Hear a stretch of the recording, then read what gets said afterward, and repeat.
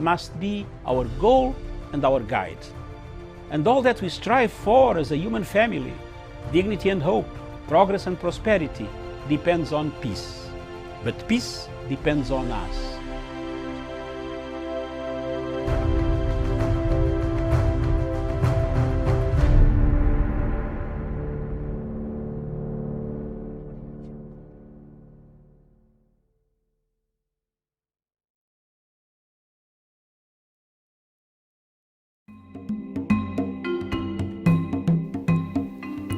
I want to call upon the people of Amazonia today, wherever you are in the diaspora in Amazonia itself, that in a struggle you are bound to have divisions. But divisions should not divert you from the main focus, the main challenge. We have struggled to expose the happenings, the human rights abuses in Amazonia. The army has killed hundreds and hundreds of thousands, burnt houses of people, internet was cut off, schools were closed, dispensaries, hospitals were burnt down. Amazonians should not be intimidated by Paul Robia. It is not upon the leaders of Amazonia, because I am not from Amazonia, but I've played a pivotal role in making sure that I loud out the voices, I put out the call, I call upon AU, EU, United Nations, Human Rights Watch, Amnesty International. Many of them have listened to some of the things that I say here, and they have come at last. America, United States of America, is slowly moving towards giving the Amazonian people the dignity they deserve. I therefore call upon the leaders and the leadership of the Amazonian people to unite for a purpose. The unity of purpose is paramount, as opposed to disunity, which has nothing but only produces ego that we have seen in South Sudan. What has killed South Sudan is not because they don't have the money, the minerals, the resources. It's ego between Riek Machar and Salva Kiir. We would not like to see that ego come to the people of Amazonia, the leadership of Amazonia. I call upon Samuel Sako, Akanga, Miran, and Eko to unite and talk with one voice on international scene that will bring about the peace, the tranquility that you yearn for since 1961, when the resolution 1608 was abandoned by the United Nations General Assembly and Amazonia was annexed by the Cameroon government by then. I call upon you, my brothers, to pick up the unity call and free your people without disintegration. Thank you.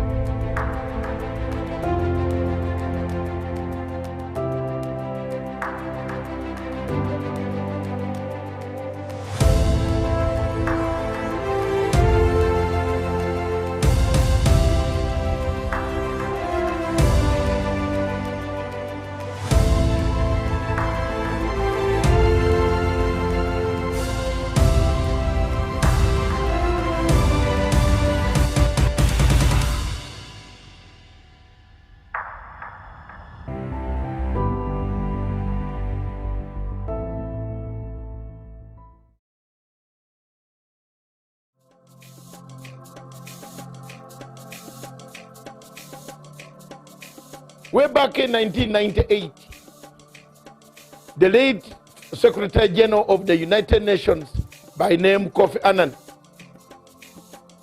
thought of an idea brought an idea of saying the only way to bring world order, where crimes committed that are not punishable in local courts, local countries, regional courts, could be taken to an international crimes court. The Rome Statute and Rome Treaty of 1998 July was an offspring of already cooked DSGE intelligence system mechanism to keep Africa under check. Up to date, the French government pays 70% of the salaries of the International Criminal Court, from the porter to the judge to the prosecutor and the rest of the other people. This was a project of Kofi Annan and the Kofi Annan Foundation, followed by George Soros as an accomplice of Kofi Annan, brought in by Luis Moreno Campo and the entire system of the West, some countries in the West, to keep check on African countries that did not agree with the policies of the French and to their policies of Western culture. The International Criminal Court Chief Prosecutor Luis Moreno Campo agreed in all this that yes, he has been picking money, extra monies, and we followed the story together with my group in France, powerful investigators in France who worked together with me, and we found out that, truly speaking, Luis Moreno Campo, Fernandez Gumedi, the former judge, the president of the International Criminal Court, laundered money, some coming from American banks themselves. This evidence was put in the ICC. In the case of Bashir versus the chief prosecutor, I filed an application, which I still have, and which I'm going to publicize again, so that people can know that I was right. I've been vindicated because the American friends now have found that my credibility is real, that I was right when I stood up to say this court is corrupt. This court launders money, $17 million of United States money, laundered through Bahamas, through New York banks, back to Ocampo's personal assistant, by then called Fernandez Gumedi Silvia, who later on rose to the ranks of becoming the president of International Criminal Court. It has taken us time, energy, efforts, resources to investigate the corruption scandal that have rocked the International Criminal Court. Why should African countries continue to be in the ICC, yet even the superpowers like America are saying no, we have enough courts to try our own people? Viewers, it has taken Americans over 20 years to listen to our voices when we told Reinberger in Nairobi that this court is a corrupt court. Today, on the eve of September the 11th, I want to deliver a clear and unambiguous message on behalf of the President of the United States.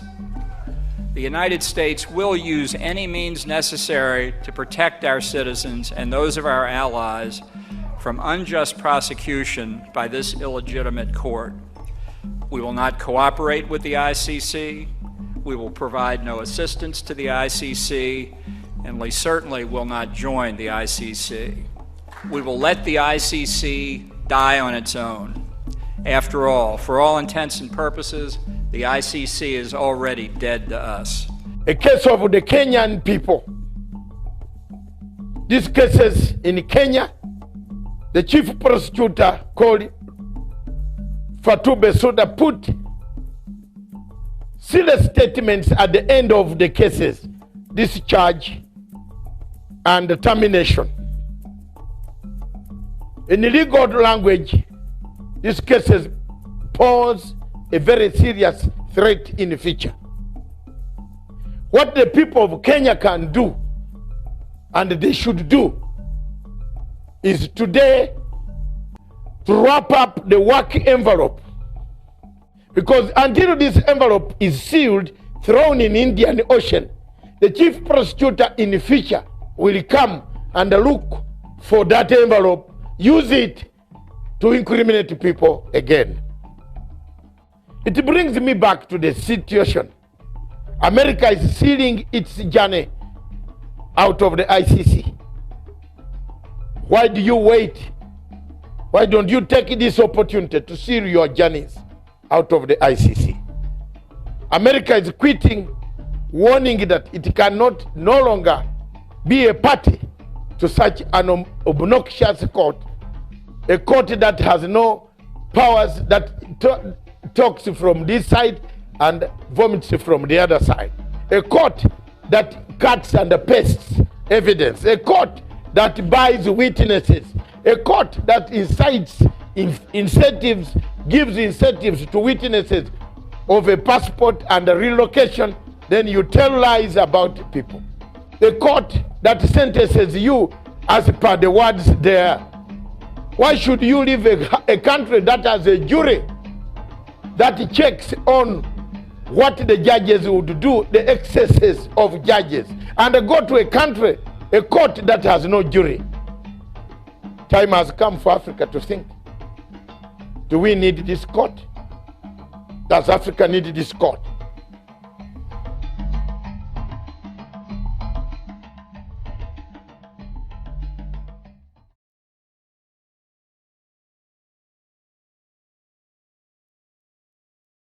First of all, let me thank you. I've prepared 2 papers which I believe will be circulated because they'll not be projected. But if you can see, first of all, I want to agree with the Honorable Minister. I've done 2 pictorials. One of them is described as Africa at the dinner table. And if you look at Africa at the dinner table, Africa is on a plate and it is meat. And the diners at the dinner table are France, the United Kingdom, the United States, the European Union, the Chinese, and progressively the Arabs. And my second picture is the African hotspots. It's not visible from there.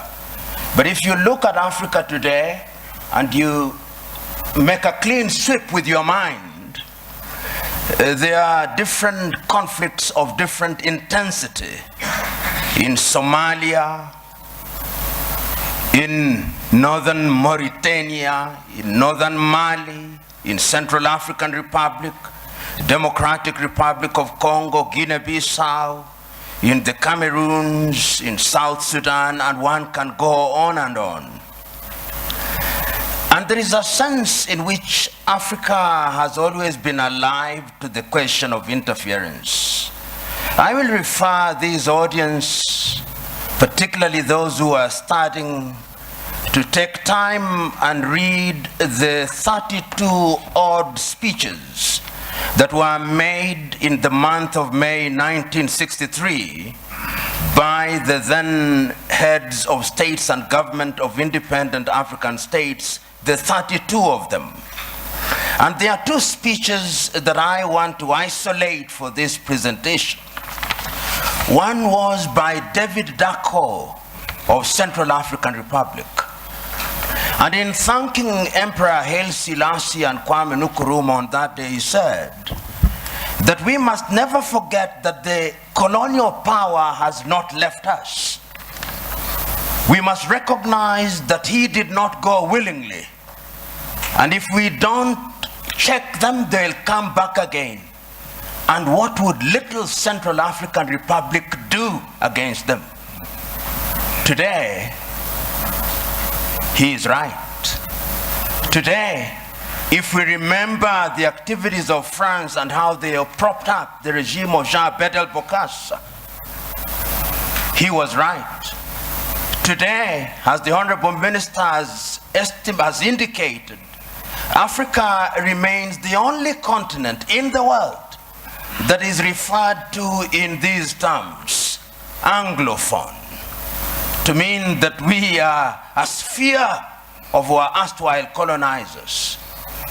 About 2 weeks ago, there was a meeting of the Commonwealth in London, England.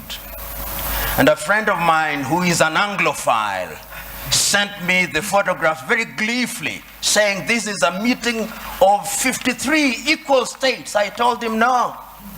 If it was so, why is it that the leadership of the Commonwealth is hereditary rather than rotational?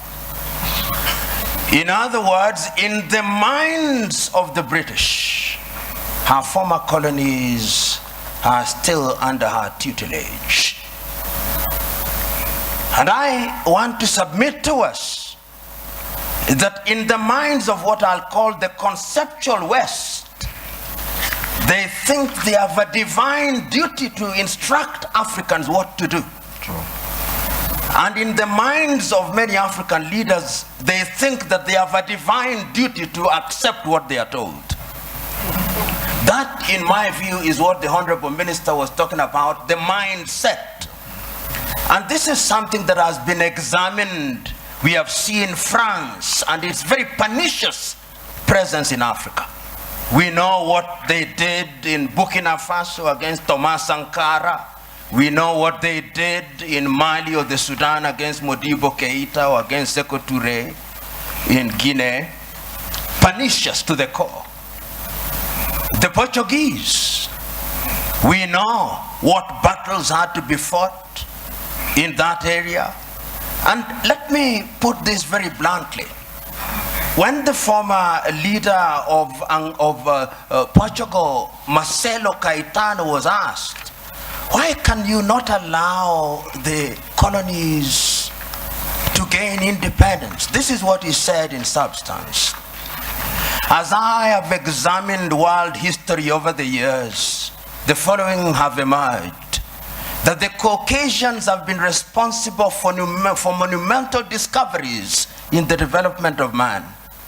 So have the Chinese, so have the Arabs. But the Africans have been responsible for nothing. They are only fit as hewers of wood and drawers of water. And I want to submit to you who are present here that in the conceptual West's unguarded moments, or guarded moments, that is what they think. And that is how they relate to Africa. So the whole idea that they will interfere is something that they think is their God-given duty. I said there were two speeches in 1963 that I wanted to refer to. I referred to David Dako. The second one was the speech by Kwame Nkrumah. And Kwame provided the solution. He did not complain about colonialism. He said, we must live here with one army, with one command. We must live here with one currency. We must live here with one currency, one country. I do not know where its capital will be, but I suggest Leopoldville or Bangui. Other leaders may have their thoughts. Kwame was right, but who listened to him? Several years down the line, and I've said it in my paper, there were coup d'etats which were engineered, there were mutinies which were engineered, and other forms of destabilization. And I want to believe that the person who actually said it very well in the 1980s was the former American President Ronald Reagan. He said, the United States of America does what is in her best interest. And I agree with him. Does Africa do what is in her best interest? Do African leaders do what is in the best interest of Africa? Interference will be there in very blatant and brazen ways and in subtle ways. I've always asked, until very recently, how many African countries manufactured bullets? Very few. Until very recently, how many African countries, in fact, how many African countries manufacture jet fighters? How many African countries are involved in the arms industry? Some of the leading conceptual West countries which pontificate to us about prizes, peace prizes, are the leading manufacturers of landmines.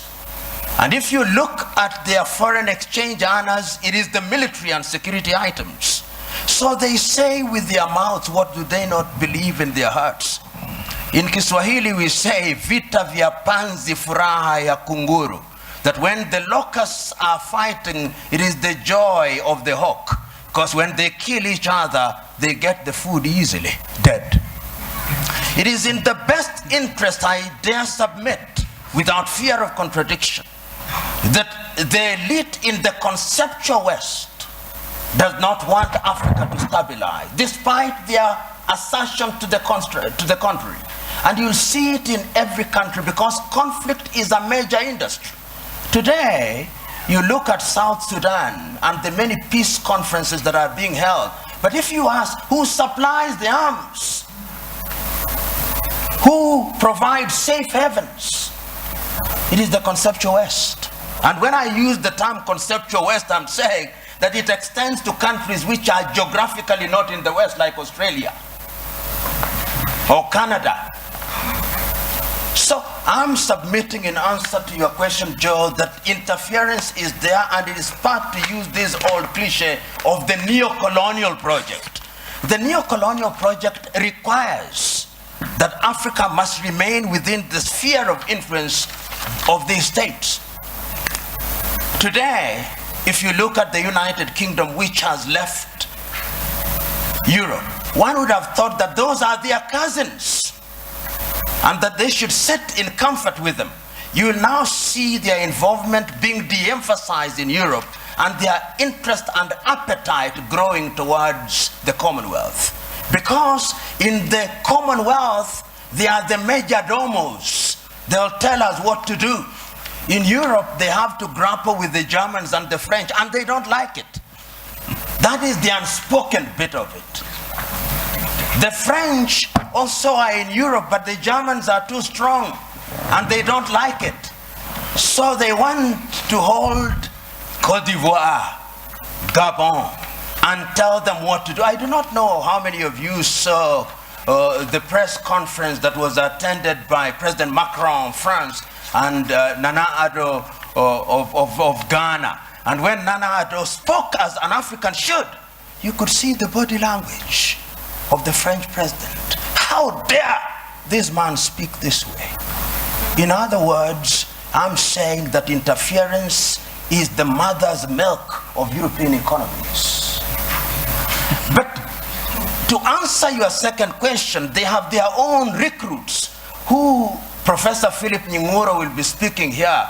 To use the old vocabulary of those days, they have the people you call their comprador bourgeoisie. You must remember.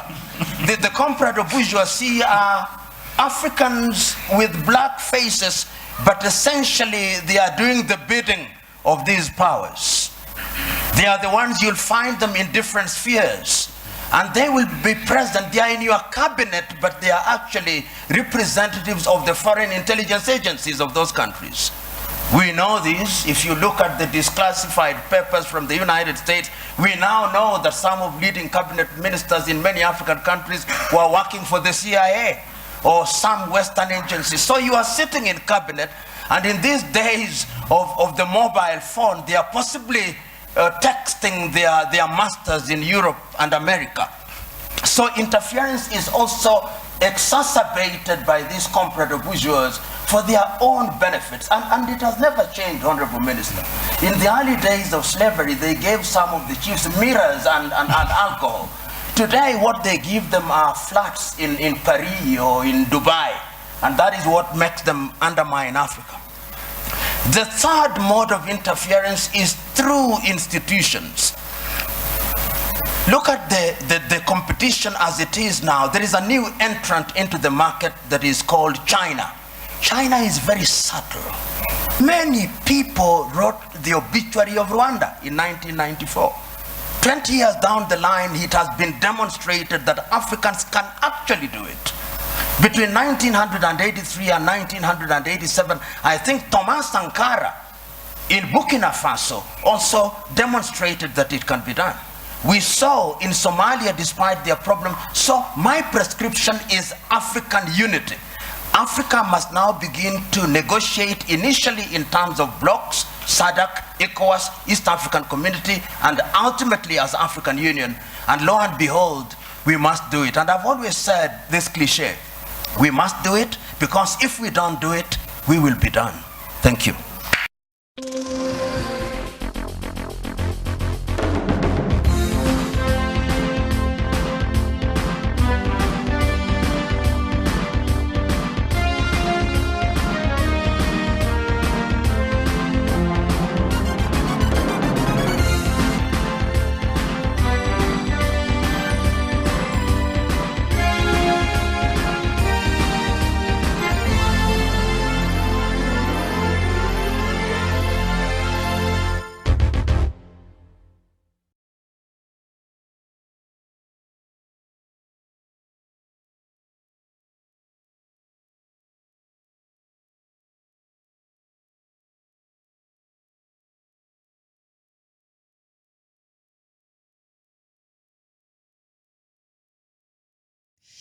A very good morning to you, and I'm glad that you could find time to join us today. This is Good Morning Africa, and the television is Punchline Africa TV, and the day is the 15th of October 2019. 16 days to Brexit, 5 days to celebrating Mashujaa Days here in Kenya. Thank you so much for joining us. My name is Miriam Gutu, and a very warm welcome to you. A lot has been happening here and across the world, so we have a lot to talk about. Of course, today Mozambique goes to its election after 16 years of warring between Frelimo party and the opposition, Renamo. Now today the country goes to election, and it is reported that President Filipe Nyusi already has cast his vote earlier today. So we will be looking at what is at stake in the elections in Mozambique there later, and also we will look at Tunisia and its official that now the retired, law professor is the president, Mr. Kais Saied. I think yesterday we talked about it, but the Electoral Commission in that country had not really given out the official, results. Now we will look at by what margin did Saied, win the elections there in Tunisia. We'll also go to Tanzania and see what Mr. Magufuli is up to there. He seems to have moved the functions of the government to a different city there, so we will talk about it. And also in Nigeria, remember the other day we were talking here, and some of you out there, especially Biafrans, you were saying President Buhari, that was on Friday, was having a wedding. Apparently he was getting a new wife on Friday, and that the other wife was locked out, but apparently the wife was not even in town. She was out there after visiting Mecca. She also had some trips, I think, there in Europe, and so she was back yesterday and she was refuting these claims, and so we will talk about that. And also still in Nigeria, very worrying reports, and this is not the first time. Remember, I think 3 weeks ago, we had this similar information where police rescued a number of young boys and men who were captured and put in a place, an Islamic school of some sort, and they had been mistreated, and they were going under very, inhumane conditions there. So the police was able to rescue others yesterday. We will look at what is really happening there in Nigeria.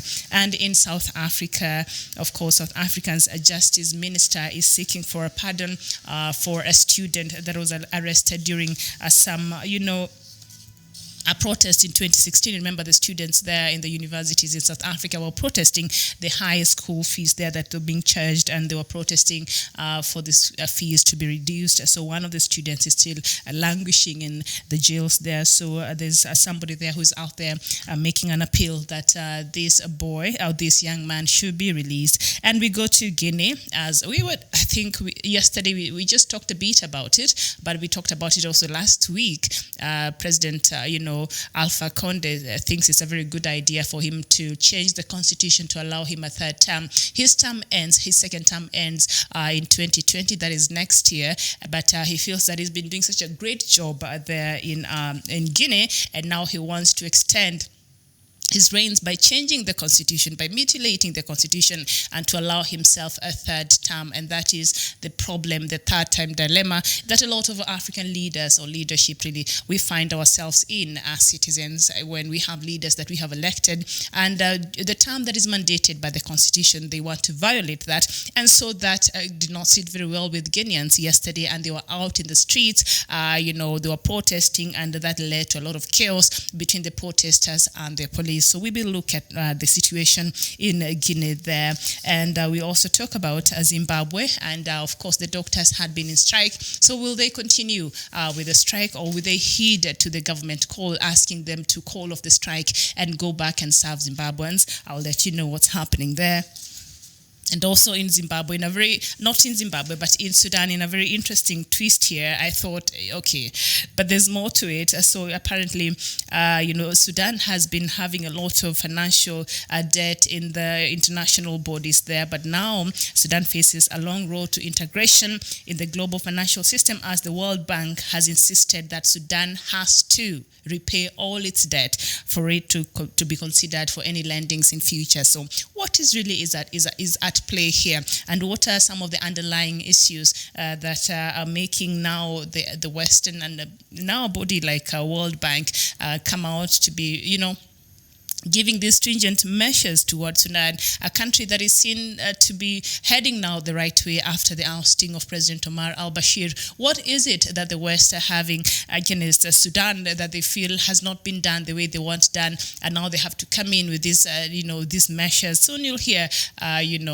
Sudan perhaps has attracted new sanctions. I don't know, the same way the U.S. is threatening to put new sanctions to South Sudan if they don't, meet the peace deal on 12th of November. That is sort of legitimate, but in Sudan, what really is the underlying problem there, or the issue there that they feel is not sitting well, and the Sudan government is not really addressing? So they're trying just to dance around the matter and to sort of create more hurdles for Sudan. You would think by right now maybe a lot of these things, because Sudan also, since the new Prime Minister, Mr. Hamdok, they've been saying now, can you please remove Sudan from the list of countries that are sponsoring terrorism across the world? But the US has come out and said no. So when you are sanctioned and when you're blacklisted, as Sudan has been, this comes with a hefty price in terms of economy, and because no foreign investors would want to come and invest, in a country that is blacklisted as being one of the countries that is sponsoring terrorism in the world. So in this case, this has really affected the economy of Sudan,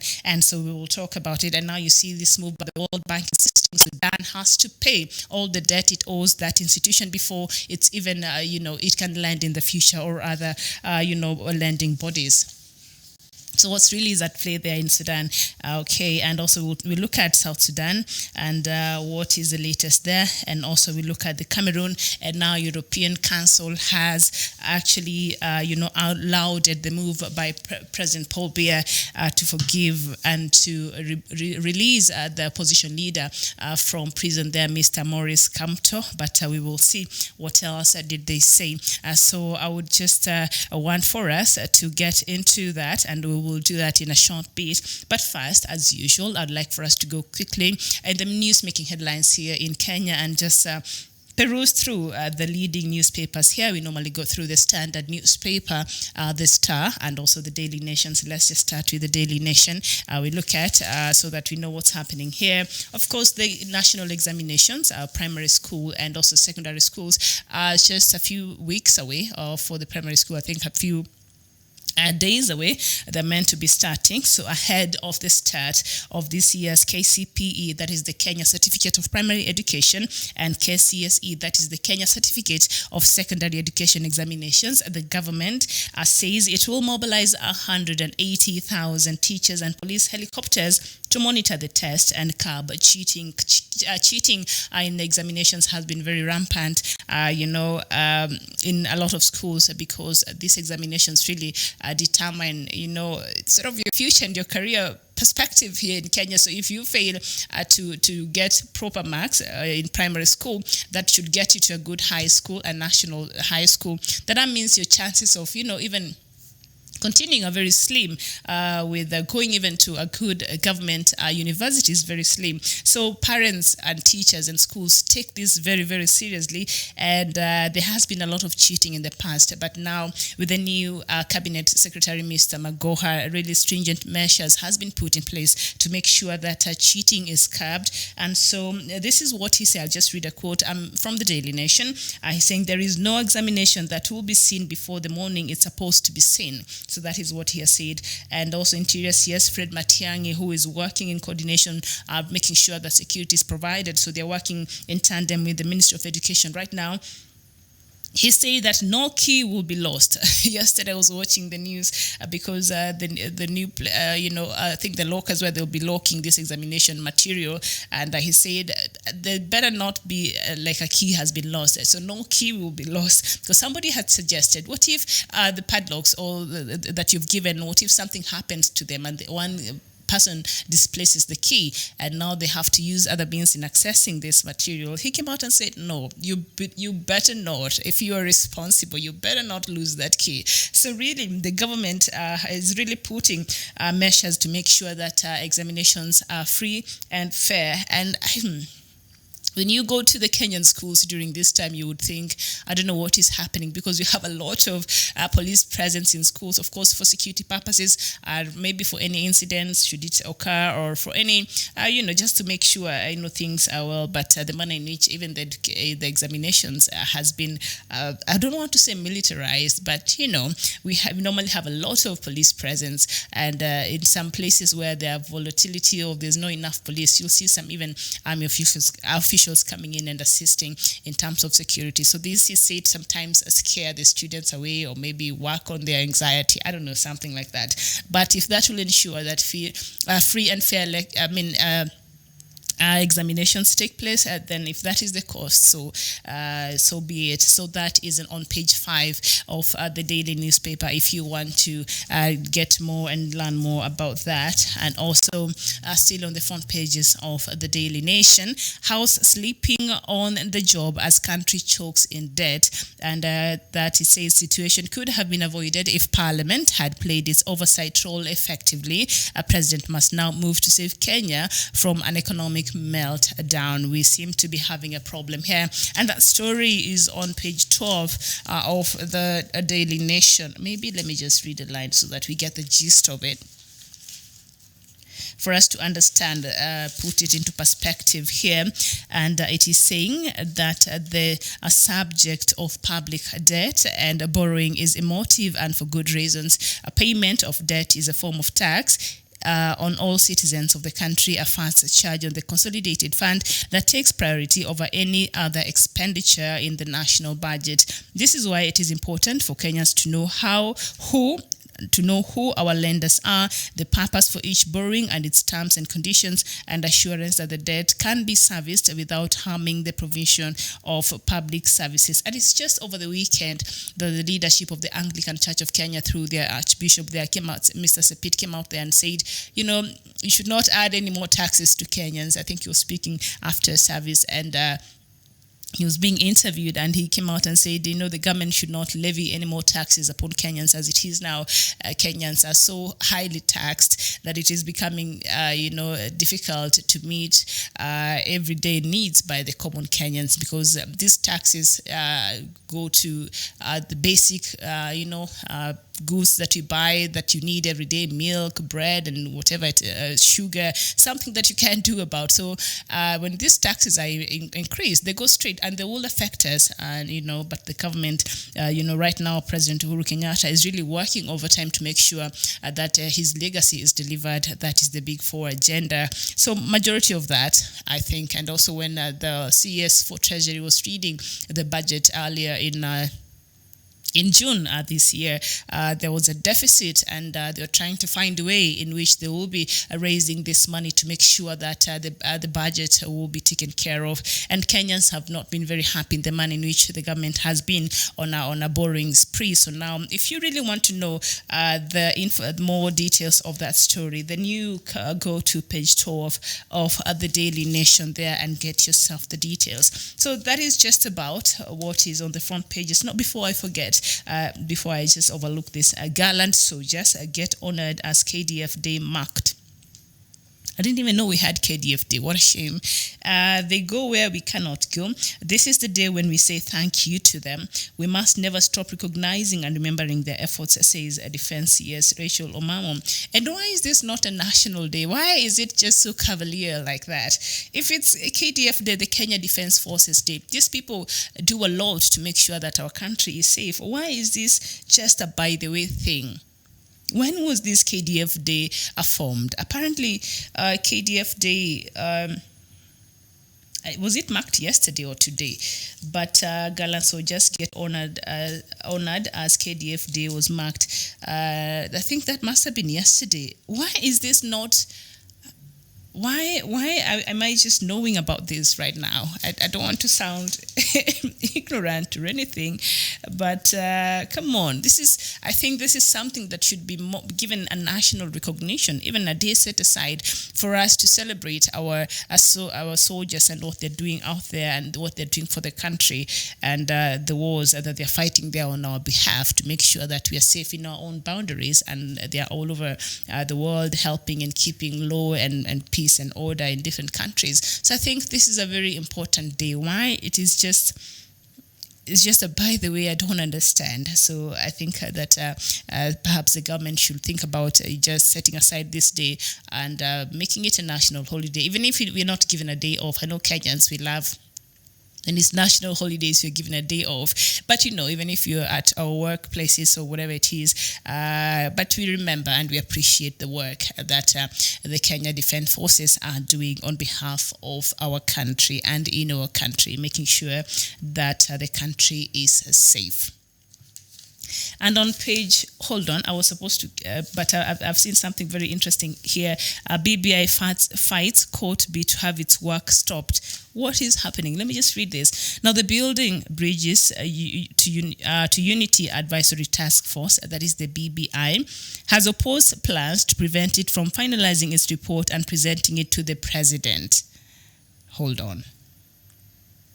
Now, Mr. Paul Mwangi, one of its secretaries, and Mr. Martin Kimani say they have conducted the most extensive and participatory public participation and consultations ahead of the compilation of the report containing views and presentations by various stakeholders. They visited all the 47 counties and held public engagements with the youth, women, and disabled and elders from each of the 210 constituencies and 1,500 civic wards. That they have also held stakeholder engagement with 82 in institutions, speakers of the Senate and National Assembly, as well as constitutional commissions and independent offices, where there are 1,733 written memorandum from members of the public. Now, the report of the task force is now ready and is currently undergoing editorial preparation for the presentation to the president. That is what Mr. Mwangi said. He said Kenyans have a legitimate expectation that the task force will present the report to the president, as the information contained in it is of national importance, which I totally agree. The Attorney General, through a State Counsel Lydia Ndirango, also wants the BBI allowed to conclude its work, saying, I just want to get to the point where who is this person who does not want the BBI to be made public? Here we are. So now activist Mora Gesicho wants the team stopped from submitting its findings until a case she filed challenging the legality of the process is determined. President Kenyatta established the panel on May 24th last year after signing a memorandum of understanding with opposition leader Raila Odinga on March 9th, 2018, and mandated it to initiate changes to the constitution. So this activist, so when did she challenge this on court? because we are set to be receiving the president is set to be receiving the report by the 24th of this month. So Mrs. Gash has failed to demonstrate. Okay. All right. So, all right. I didn't even know somebody had gone to court to challenge this. But who could be behind the challenging of this BBI report? Who is it that does not want this report to be made public? And what interest do they have in it? And what this... we will talk about it when Dr. Matsanga joins us here, but thank you so much. So on the Standard newspaper, still talking about the handshake between President Uhuru Kenyatta there and Raila Odinga, and according to the Standard here, the curse of the handshake and State of the Nation, the deal between Uhuru and Raila numbed political tensions, but has turned into a juggernaut that is blind to shrinking economy, rising debt, unemployment, and corruption. Yesterday's critics are today's cheerleaders, turning Parliament into a Pentecostal echo chamber. Who will speak for Kenyans? Okay, all right. If you want to know more details of this headline here, go to page 6, 7, and 8 there and get you some details on that. And still on the headlines there, I think there are only 2 stories. That and Kipchoge responds to Obama moving tribute. And it says there, when the legends chat, a record-breaking athlete Eliud Kipchoge invites former President Barack Obama to use athletics to make the world a better place. And that is on page 3. So world marathon record holder Eliud Kipchoge now wants to meet former US President Barack Obama.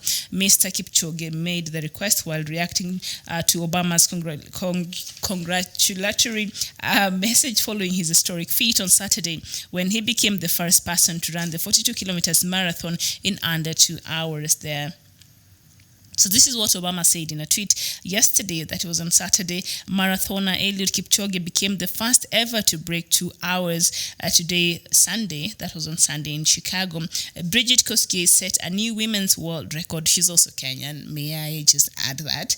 And staggering achievements on their own. They are also remarkable examples of humanity's ability to endure and to keep raising the bar. So that is the tweet that Mr. Obama tweeted, and this was Eliud Kipchoge's reply.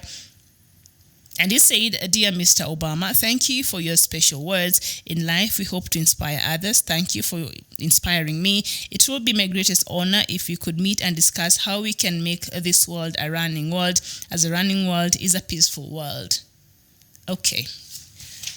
All right, so that is the response by the world, marathon record-breaking Mr. Eliud Kipchoge in response to what the 44th President of the United States, Mr. Obama, tweeted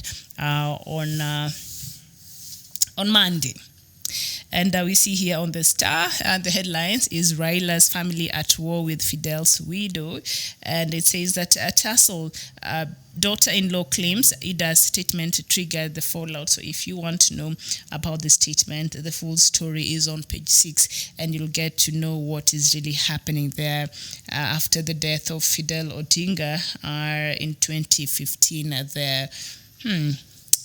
Okay, and protesters to boycott Mashujaa Day, that is in page 2. And yesterday, that is in Mombasa, we saw some protesters there, and they are not very happy by the government's move of having to make sure that any cargo that comes to the coast is shipped straight through the train, through the train to Nairobi.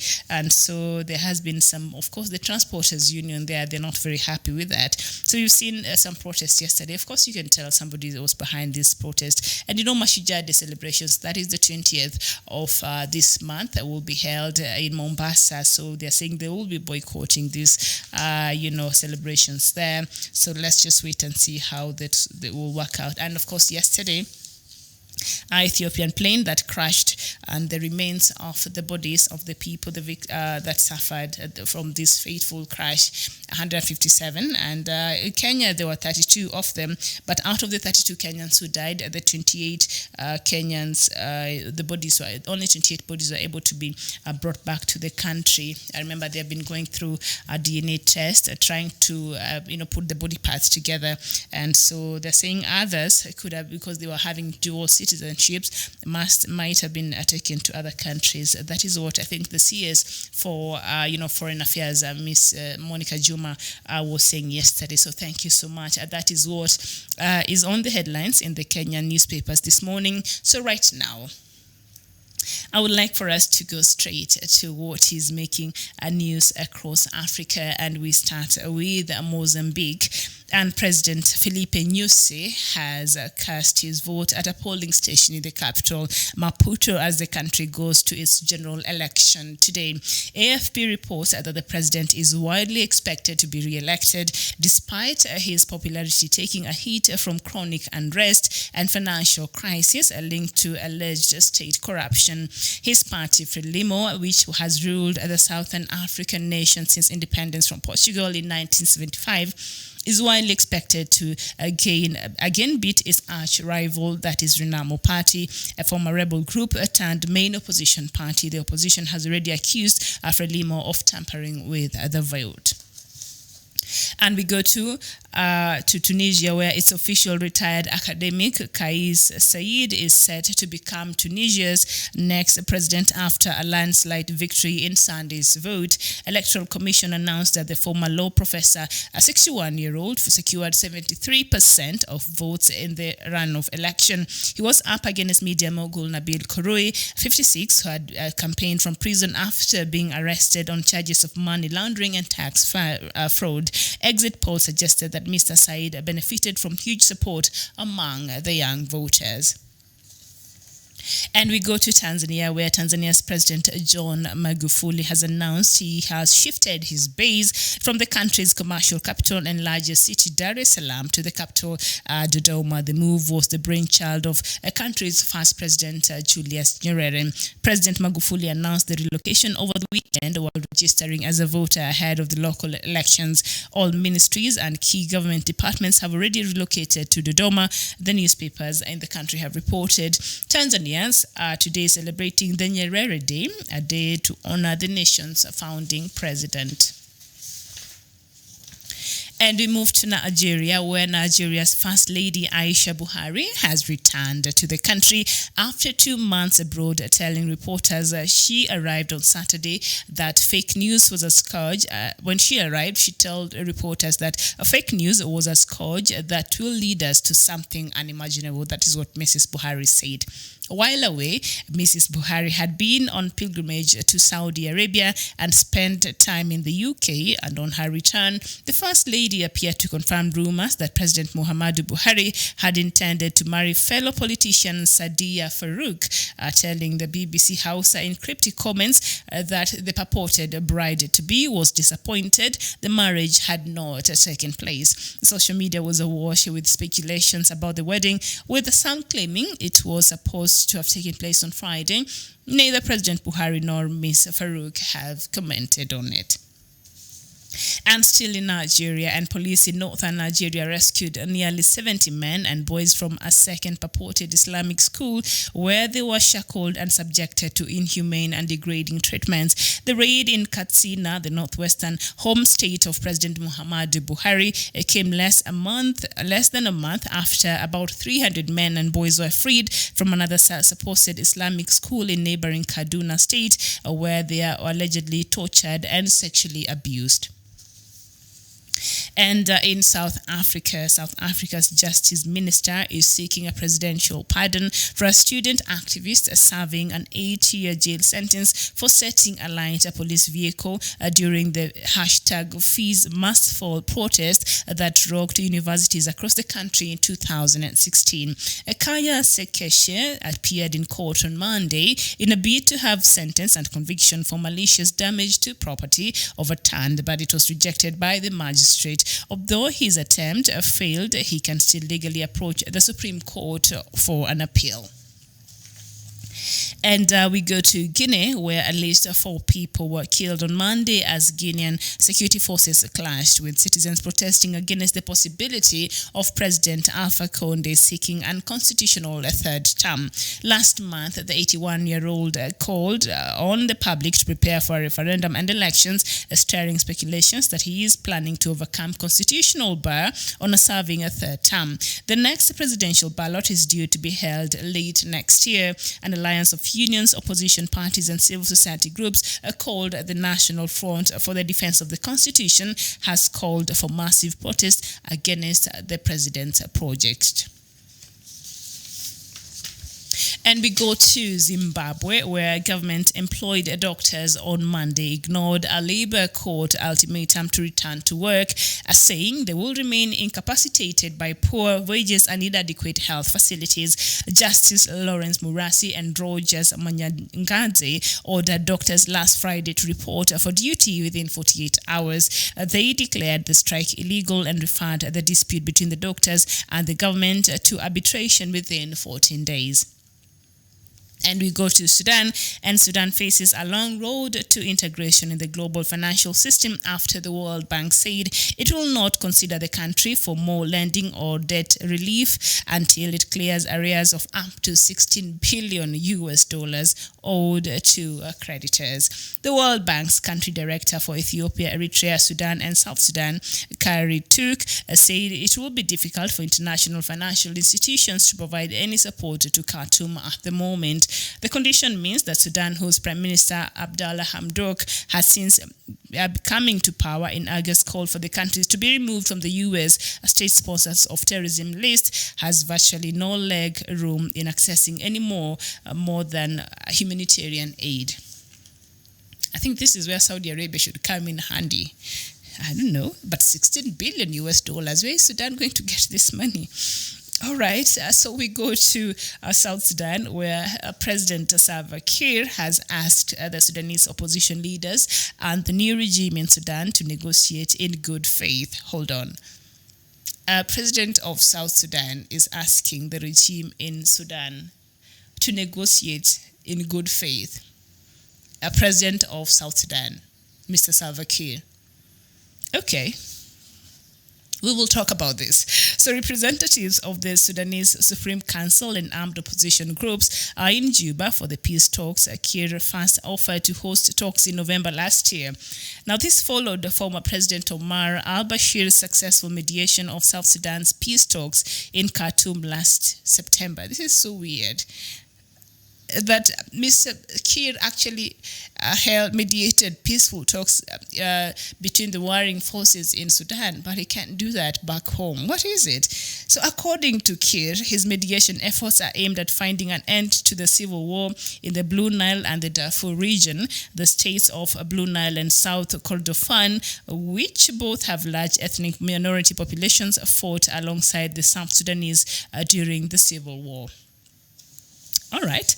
And so we go to Cameroon, where the Ethiopian Union Council has welcomed the move by the government of Cameroon to solve the European Union Council has welcomed the move by the government of Cameroon to solve the socio-political crisis in the country, but said the efforts must be pushed further.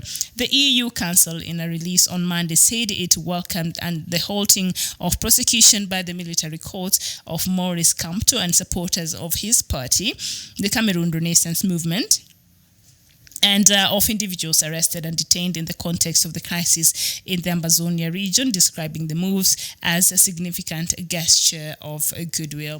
So that is the latest this morning here. Is it morning or good afternoon here? I think it's still morning, just a few minutes to the top of the hour.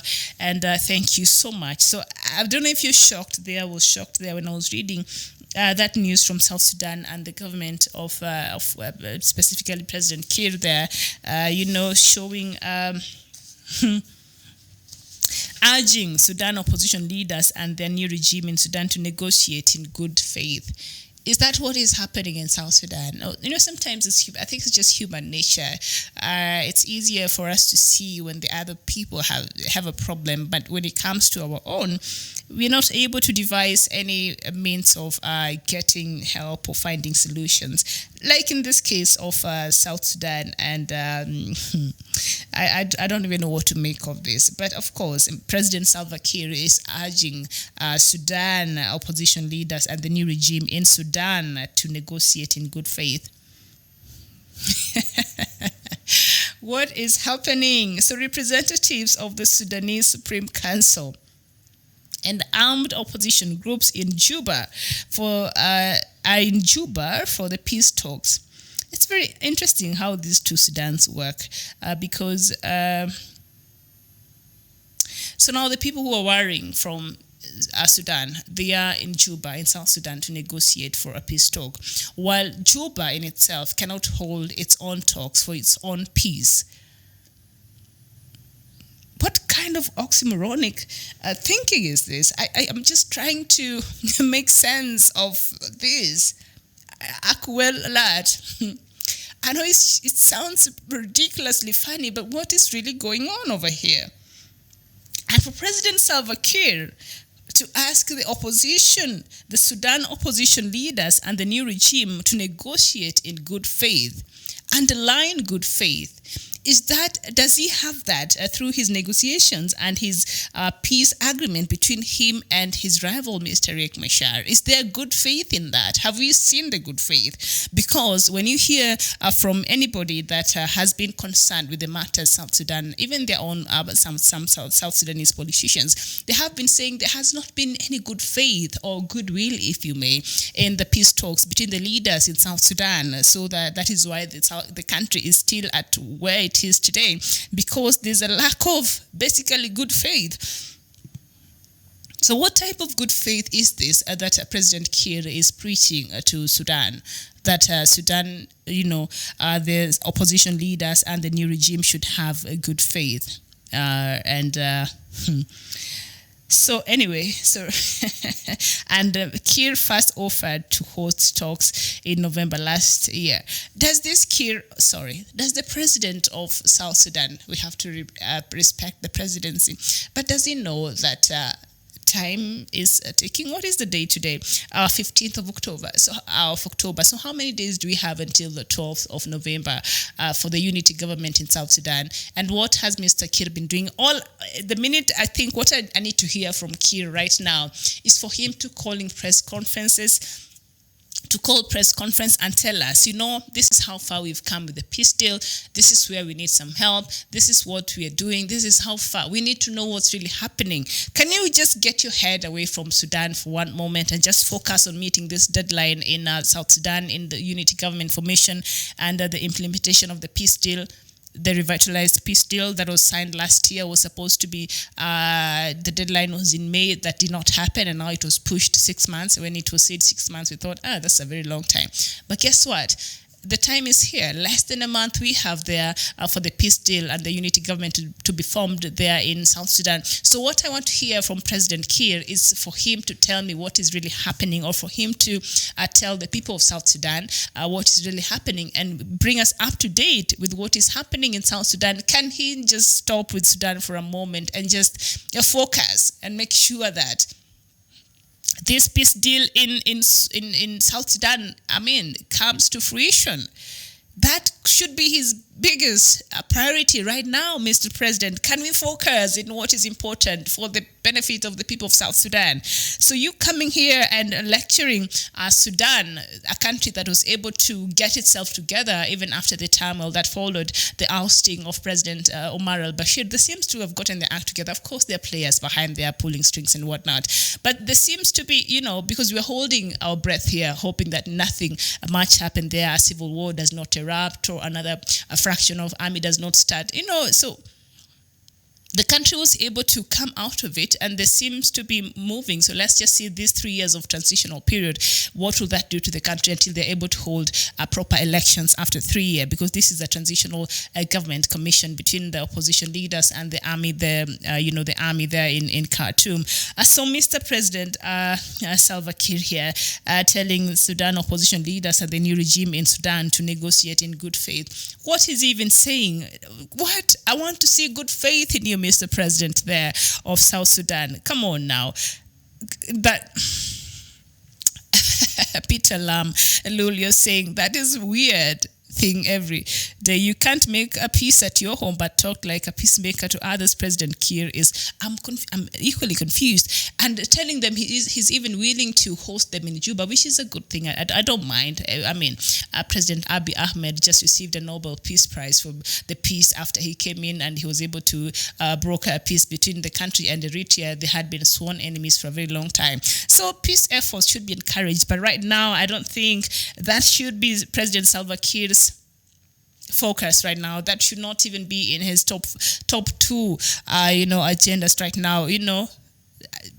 Number one, South Sudan. Number two, South Sudan. Number three, South Sudan. And that should be his top priority right now, to making sure that he does whatever it takes to make sure the country is salvaged from these are the bad things that has been going on, from the very worrying reports we have been getting coming from South Sudan. Remember, just over a month ago here, there was a report that there is a recruitment of new child soldiers there in South Sudan, in some parts of the country. So that is very worrying. And other reports that have been coming, and different players are worried about the peace process and the unity government, if at all, the president and his deputy and other stakeholders that are involved in this, that are supposed to be sitting on the table there and making sure that this unity government is formed. They are worried, will they even be able to meet the deadline?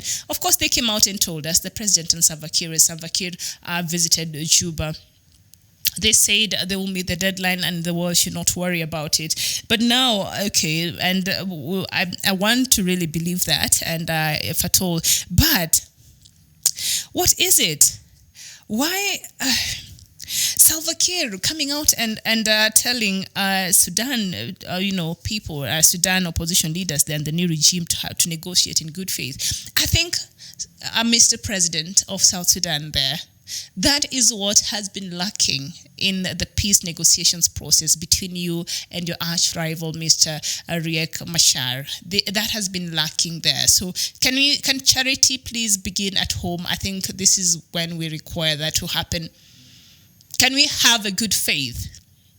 Because as it is now, Machar is worried about his life after the war that broke in 2016 at the presidential palace that made him walk all the way to near the border of Congo. So he's worried about his security because he does not feel there's some good faith from you. So can your government, can your leadership exhibit some level of good faith that will make Mr. Machar comfortable in returning and making sure that the unity government is actually becomes realistic for the sake of the people of South Sudan? Like, I don't even care about political nothing, but for the sake of the people of South Sudan and the country of South Sudan, can you have some good faith? Can you do something that will make the other players comfortable enough for them to come back home and to make sure that the country is put first, the people of South Sudan come first, and their interest of rebuilding the country, of healing the country, that becomes a priority? You're telling South Sudan and the players who are having problems to have good faith. Are you kidding me? So I'll just leave that alone. I'll just leave that alone anyway. You need some good faith, Mr. President. You need to show some good faith so that the rest of the players are comfortable enough and assured enough that you're committed to finding peace and that they will come back home. We need Mr. Machar to come back home. The clock is ticking. We don't have any more time. The deadline is on 12th November. We know the army, the two players, you said you're going to form a very strong army of 83,000 soldiers. These soldiers need to go through traditional army training, because these are just people, the militants who are recruited from all over the place, who don't have, the discipline any armed forces in the world have. So they need that. So we need these people to come together and make sure this strong army is formed for the country, even if they'll receive the training much later, which I think they need, because at this time they have this militant mentality, because the army in any country is meant to protect its people, not to molest its people, not to kill its people, not aid in bringing harm to the people. And that is what we have been seeing happening from the different fractions, depending on which side of the army leans on, they are used to met a lot of violence to the people of South Sudan. And so that 83,000 strong army, has it even, what has been the progress of that? Because the last time Mr. Machar was in Juba, that is one of the things that was agreed upon. We need to hear the update about that, and what are the modalities? How far have you gone with making sure that this happens? Don't tell us about Sudan. I don't even want to hear about it. But that is just my opinion. So if you're South Sudanese and you're out there, you'd let me know about this thing from President Salva Kiir, advising Sudanese people and telling them, if you really want to have proper and successful negotiations, you need to have some goodwill. Mr. President, acquire some for yourself so that South Sudan can be able to be a country that all of us will be proud of. When you guys received your independence, we were thrilled for the country. I was so happy for South Sudan in 2011, and I remember that day during when you were being sworn in and things were happening there. We were happy. I was just seated in my house. I was even crying, for heaven's sakes. I was so happy for South Sudan. And now, 2 years after that, from 2013, it's such a disappointment. So can you just get your act together? And charity has to begin at home. You stop it and do the right thing for the people of South Sudan. So right now, I will take a short break, and when we come back, I think that I will be joined by somebody that has been away for quite a while, so he will join us. I will not even say who his name, but keep it here. So today I'll not be by myself. So I'll just take a short break, and when we come back, you will see who will be joining me on set. So don't go too far. Good morning, Africa. We'll be right back.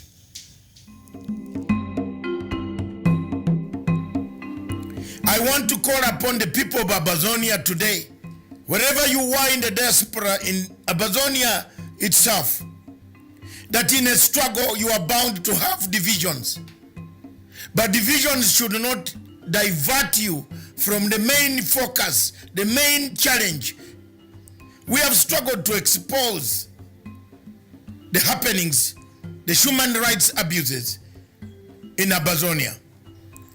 The army has killed hundreds and hundreds of thousands, burnt houses of people, internet was cut off, schools were closed, dispensaries, hospitals were burnt down. Amazonians should not be intimidated by Paul Robia. It is not upon the leaders of Amazonia, because I am not from Amazonia.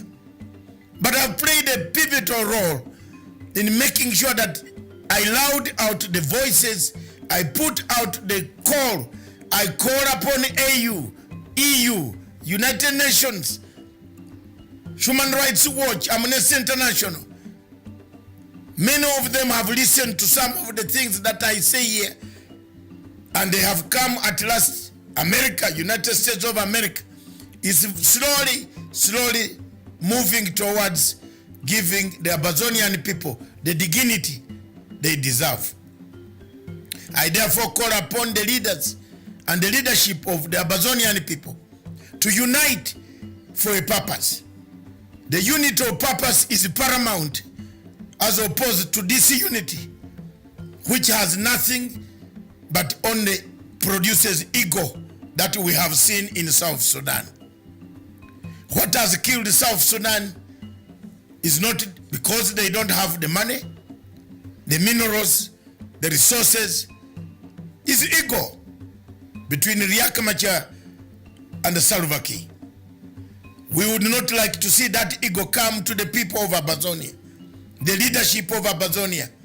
I call upon Samuel Sako, Akanga, Miran, and Eko to unite and talk with one voice on international scene that will bring about the peace, the tranquility that you yearn for since 1961, when the resolution 1608 was abandoned by the United Nations General Assembly and Amazonia was annexed by the Cameroon government by then. I call upon you, my brothers, to pick up the unity call and free your people without disintegration. Thank you.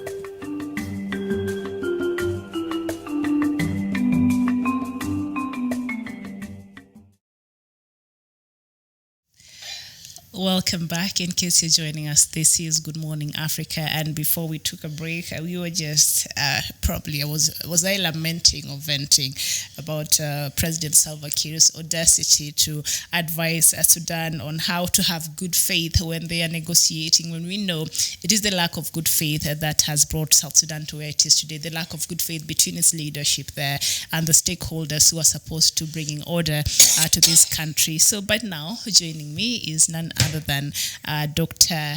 David Matsanga. Doctor, karibu. Asante sana. Good morning. Good afternoon. Good afternoon, yes. Yes, thank you very much, viewers, those who missed me, especially those in Somalia. There is more trouble coming for you. Oh, they missed you. Yes. Now that Lord from Somalia, Abdi Samad, I don't know if you're here. If you are here, But he's I'm back. back here, but with very bad news for Somalia. Thank you very much, all of you viewers. Continue watching us. I was in Europe, and unfortunately, I didn't go to Vienna, but I was in Europe in summer on some other activities. And Somalia, yes, there is a breakthrough, a very serious breakthrough, and it looks like I was right. The judge cannot be part of the panel, and that news will be coming later on. Kenyans will have to celebrate a bit, but we need a solution to the points that were raised, a credibility that I raised to the court. But I'm back here. I want to talk to you over different subjects. What is the subject to any questions that may be needed? My answers on the question of Amazonia. Yes. Yes, the struggle in Amazonia and the infighting between the rebel groups. We shall start tackling Nigeria, the Biafra now, with effect from Thursday. I had taken a break on Biafra, and it looks like the situation goes to worse, from worse to worse. Yes, and also I think some very worrying developments there from the country of Guinea. President Alpha Conde is insisting on going for a third term, and he wants to change the constitution. So yesterday there was serious protests and chaos in the streets there in Conakry in Guinea. So are we going to see another repeat of Burundi here, when President Nkurunziza changed the constitution in 2015? That now we have refugees all over Africa after that incident. Should we prepare ourselves to receiving more refugees other African countries because of the president insisting on a third term? I think it is a sorry state that I have asked this question to very many Africans, and I continue to ask Africans whether really does Africa need elections? Do they know what elections are? Why do we conduct elections? Why do we go into elections? Why do we arrange elections? Why do we support money at the electoral commissions? Why do we pump in money to the electoral commission, yet we cannot honor the results? Yet we cannot accept a defeat? Yet we cannot even think of correcting the mistakes that have plunged us into chaos? Look at Kenya, for example. Kenya has been plunged into electoral cycle every 5 years since 1992. But today, people are sharpening the tongues. 3 years to go, the tongues in Kenya seem to be sharper than the violence itself. The exchanges that you see, the Machiavellian politics that we see in being played, planting the stories at night, coming daytime to defend. This is exactly what the propaganda Hitler used to do. And there's so many, if you have read propaganda as a subject, this is exactly what they do. They planted the story at night, then they come to their bosses and they say, I am not part of this story. And yet the machinery behind the story that you see in the papers on the TV is from your own self. These stories of money, debt, borrowing, whatever it is, Who leaks them to the press? Who gives the press these clues? Who owns a Standard newspaper, for example? Who owns The Nation? Who owns The Star? Who are these people at night paying editors of the Star newspaper, of the Monitor, not only in Kenya, in the entire Africa? You have stories that are manufactured by Machiavellian, Nikolai Machiavelli type of people. They are here, there are many. There are many. Now they have nothing. And all of a sudden, their cronies are dotted on television station. Every television station, they pay. It's corruption, it's money. Money changing hands, and editors, we journalists, the Media Council of Kenya must come up with a decorum on how to manage journalists and editors and the Editors Guild. Who are these who pay editors to write stories that are sensational? That is where we go wrong. Africa has a problem. We have these things coming on our doorsteps, especially in Kenya today. They have changed it. In Kenya, George Soros has now got a new boy, the blue boy in charge of that, even paying media. He's got the strategy I got right while I was in the waters of Atlantic, one side, Atlantic this side, and the Mediterranean this side. I have got quite a lot of wonderful stories about this, how Africa is being manipulated. The wars that we have, Conde, you talk of President Conde, half of Africa, which is a French-speaking Africa, is under war. Have you asked yourself why? This evening, if you are here, if you have time, we shall explore this question. Is the AU captured by France? I was right. I was right. I made 3 good investigations, very thorough investigations. Now I'm vindicated. Mr. Muhammad just came and Mausi Faki came and just sacked Dr. Kinara Chidoboro of the UN, of AU. Sacked her. With no reason at all. No reason, sacked her. Because she was criticizing France every day. She was saying French people collect taxes from us up to today. They create violence. They spread violence. Everywhere they go, they tap our phones. They go to African Union, they tap the phones. This woman was criticizing and saying she is a Pan-African. She cannot bear this. She cannot see this anymore. And there you are. So thank you very much, Miriam. That is the situation we have right now. Machiavellian politics is in Kenya. And don't hide to say it. Look at the newspapers. Let's look at one point. Why is there Machiavellian politics? The curse of a handshake. How can the handshake be a curse? The handshake in Kenya brought peace.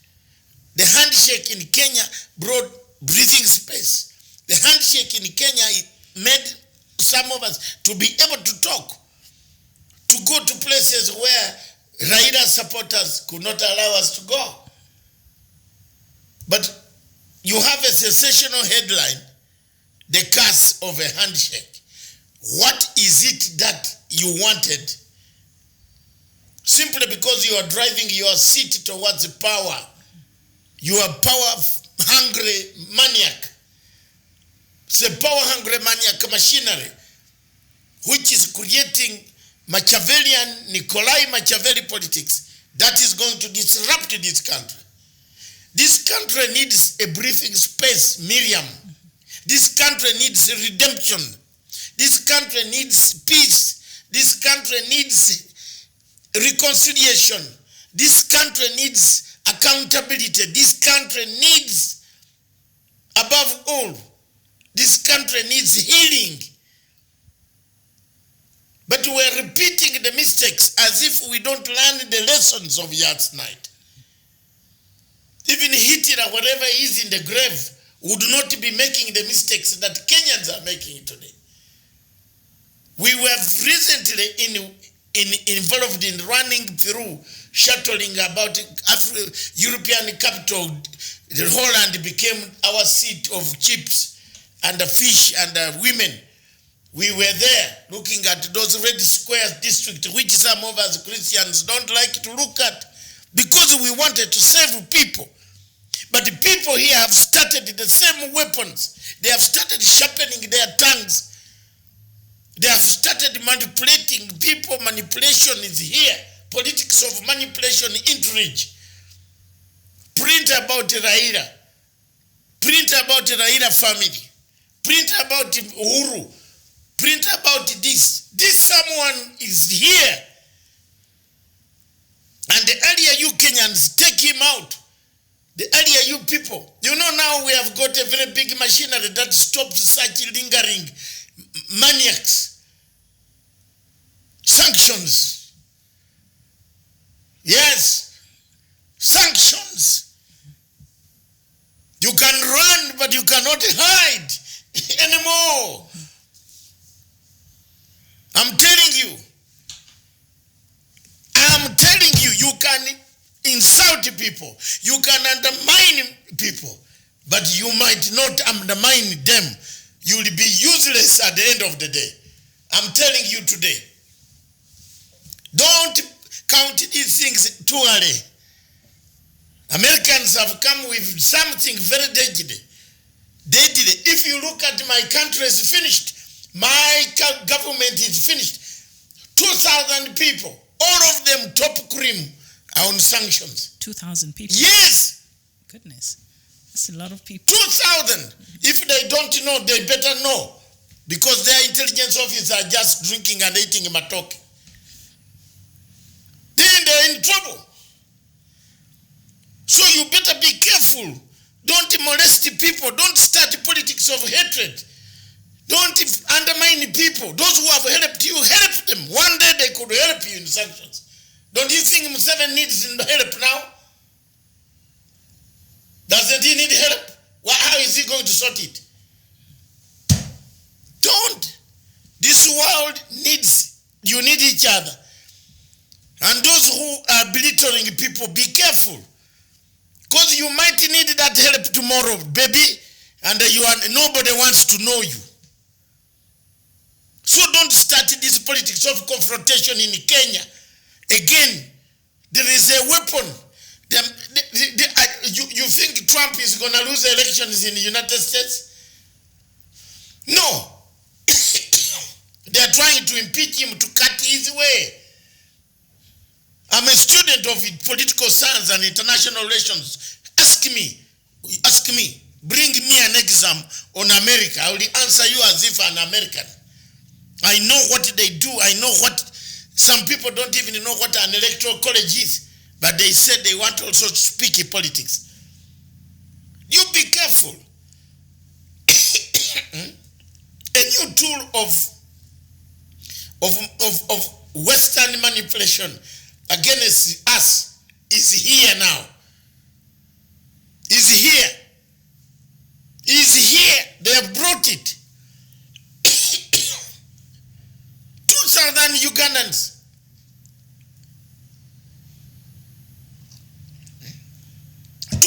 Ugandans are on sanctions.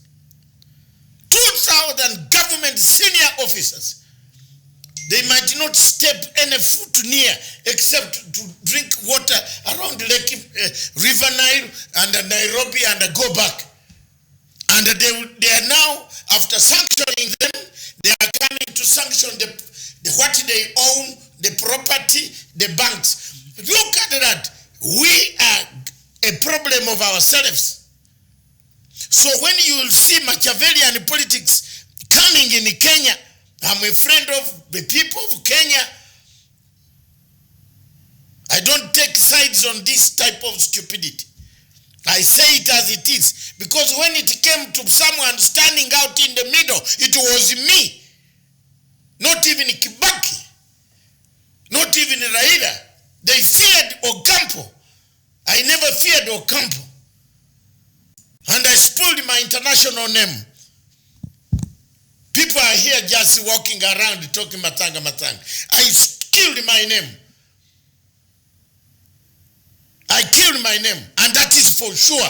If someone out there says I didn't, then that person is mentally derailed. I stood firm and I said, this is it. This Ocampo is a thief.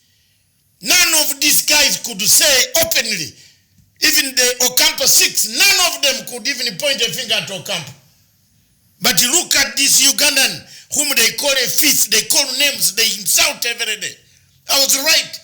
When I stood again in Africa and I said, African Union is captured, the Minister of Foreign Affairs in Kenya was saying, no, Matanga is bringing problems for us. Where are you now? It is captured. I have evidence, intelligence evidence, which none of you can get. I have it. That it is captured, the chairperson is paid, money is paid from France to sustain the AU. That's why the money goes to sack this woman. But we as the AU, as Pan-Africans, we are going to install that woman as the chairperson. We did not create this thing for the French to molest us. We did not create this thing for French to tell us to eat frogs. At least we need to eat beef. We did not create these things for French to bring us conflicts. 3/4 of the French territories in Africa is under siege. Hello? You told me Conde. What is Conde? Is Conde British territory? And over the weekend, the Malians were protesting against French, presence there in Mali. Actually, on Saturday, it happened also. Everything is going wrong. And when you tell African leaders, they put fingers on you like this. Now see, I was telling this Zimbabwe one. He's under siege. He's under siege. He's my friend for 20 years. He doesn't listen until they throw him out. Then I have to run to get to arrange a plane here and there. No. They don't listen. Sanctions are coming. Now in Kenya, some people are sharpening their tongues. They are going to fight. This week I've been writing the legacy. I'm not worried. I'm not worried. If you are worried, at my age, I am not. I'm writing the truth. There is a Machiavellian, Nikolai Machiavelli person in this government who plants stories at night, then defends them during daytime. Pleasing the president during daytime, damaging the president at night. No. No. Enough is enough. Enough is enough. At my age 64, when will I tell anything right? Should I wait to die, then I tell the truth? If you are just 50-something, enjoy. You go lying to Kenyans, but not me, Matanga. No, not me. When ICC came here, they ran and left me. I have spoiled my culture. I don't have a building in Nairobi. I don't have a building. I don't have a hotel. But I went to finish my life. Even the little job that I had of Sky News was cancelled.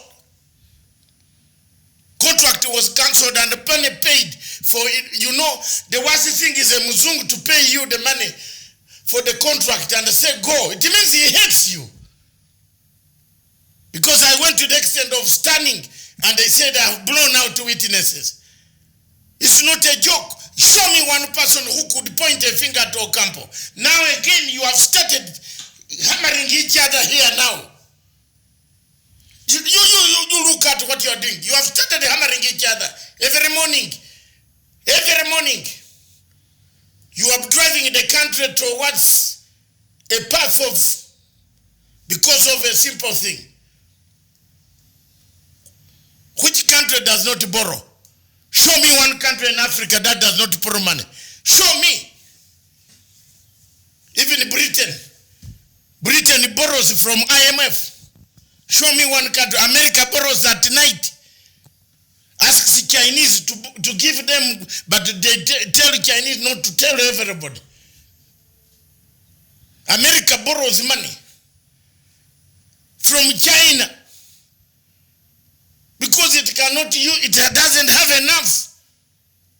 But then you go and plant a store and say, I am the one, I am a clean man. You see, the other man. Yet we lost money in the dams. Where is the 7 billion? 21 billion. 7 gone. It is banking. Return it now. Return it. Sindio walisema bank haiko. Return it. I'm fighting. The Somalis are pointing fingers at me, threatening me. Because I'm standing on the truth. Another stupid judge, Somali, knows he should recuse himself. He's there with his head like this, that he wants to make a ruling. And the Kenyans are running there to make applications. Silly! Silly! How do you go to make application to a man who is going to slaughter you? How? Tell me. Wachane kabisa mwache, huh? How do you go and put yourself to the slaughterhouse? Surely that you have legal mind. What legal mind? Your Excellency, I'm sorry, but I have to say this now so that people know they should not mislead people. You cannot go and make an illegal representation to a man who is going to slaughter you tomorrow. Why don't you object and say, I'm not making my application, I'm not writing my English to Miriam. And then you go on collecting your... What? What? It is terrible. We tell it as it is. Our television station tells it as it is. If those who said Matanga was wrong, where is the lady? She was sacked.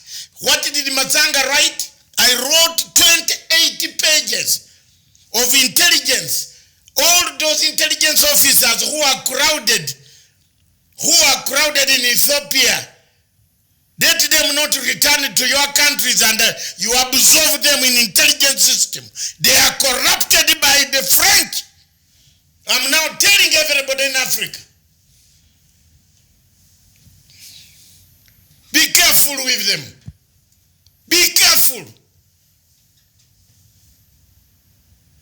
I have the dossier.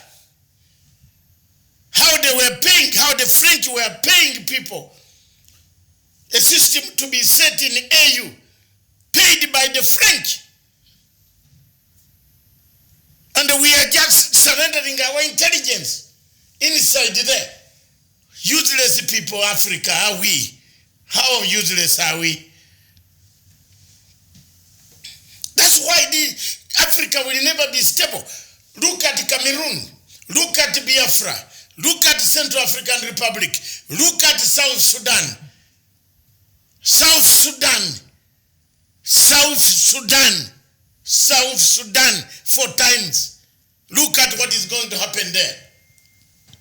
Well, you are waiting. We are about November is coming, isn't it? 12th, yes, less than a month now.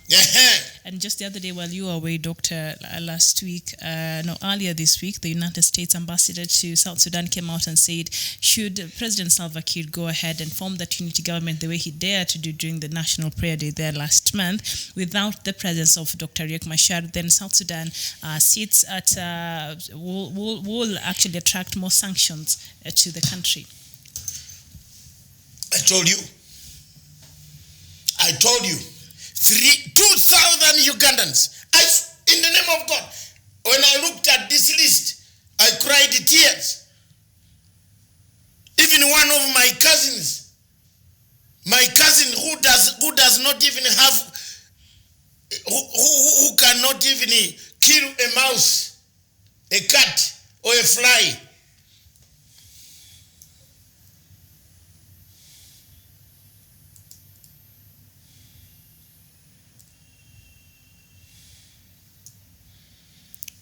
She was put in a sack. I looked at what is going on here? And the people are not talking. Ugandans are not fighting an international game. They are not. They need, and that is why President Museveni should accommodate people. All of us can play a role. Me, on sanctions, I don't agree with American sanctions on anybody in Africa. And Museveni, you have a person here to hire. But first pay the other money first, which you did not pay. That's it. And I don't need to tell anyone. Let them eat it. But I tell you, Miriam, I tell you, if they don't pay me my that money, it a problem here. You know God does not like you to touch it, an innocent blood. Pay me first this one. There is a problem there. I looked at this. When I saw this in Brussels, I said, what is going on? And these are Ugandans themselves eating themselves. Not anybody in the diaspora. It is from the government themselves. Some government official himself who must have known all these activities has surrendered himself to George Soros. George Soros is a branch of CIA. That's why George Soros cannot be arrested. George Soros launders money in America. Let me tell you, one African to launder $10, he will be in jail for 25 years. But George Soros launders money, cleans money, this which he banks through Paris, then gives out to Wakina Mudavadi and the rest. The new boys who are now, you don't know what is happening here. And the people keep quiet. So we better tell them, I'm not a diplomat. Oh, we have met in America. You met who? You went you met George Soros, managing director. What were you discussing with him? Usikuja hapo nasema I'm clean. Who clean what? Unapiga wenzi yako. Tunakufuata. We are going to look inch by inch. You know these people need that in Africa. Small Somali, that I'm a judge of the ICJ. Then why are you on the panel? And you are Somali. And you are talking 26 times. 26 times. I've handed him a letter. I've handed him a letter now. Let him say he didn't receive it. 26 with transcript. You are talking to the Somali president day and night. And the relatives. Then you think you can give Kenya a free where? He is kabisa, this stupid. This is very stupid. 26 times the man is making telephone calls. What does he talk with Farimajo? To finish Kenya. Then Kenyans are filing application to the same court where this guy has to make decision. Wajama, why have you let down Uhuru Kenyatta? Why? Why don't you behave like Jomo Kenyatta, like Nyerere, like Obote, like Sekuture? Stand up and say no. Fidel Castro said enough is enough. My country can stay, but I'm not going to be part of the imperial machinery. Time has come to tell these leaders so. Why do you book a plane to go to Hague to file an application to tie yourself that we are filing for extension? Extension where?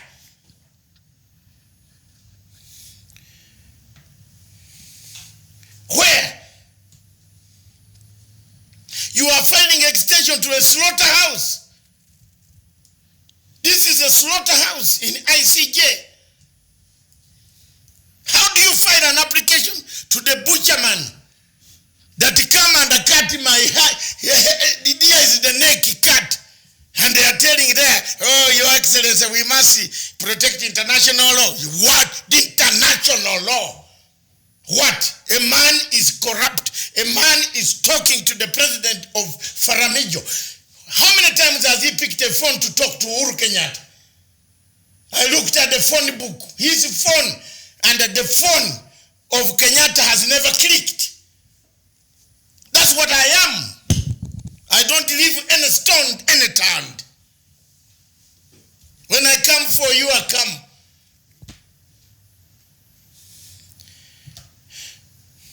Those who have ears hear.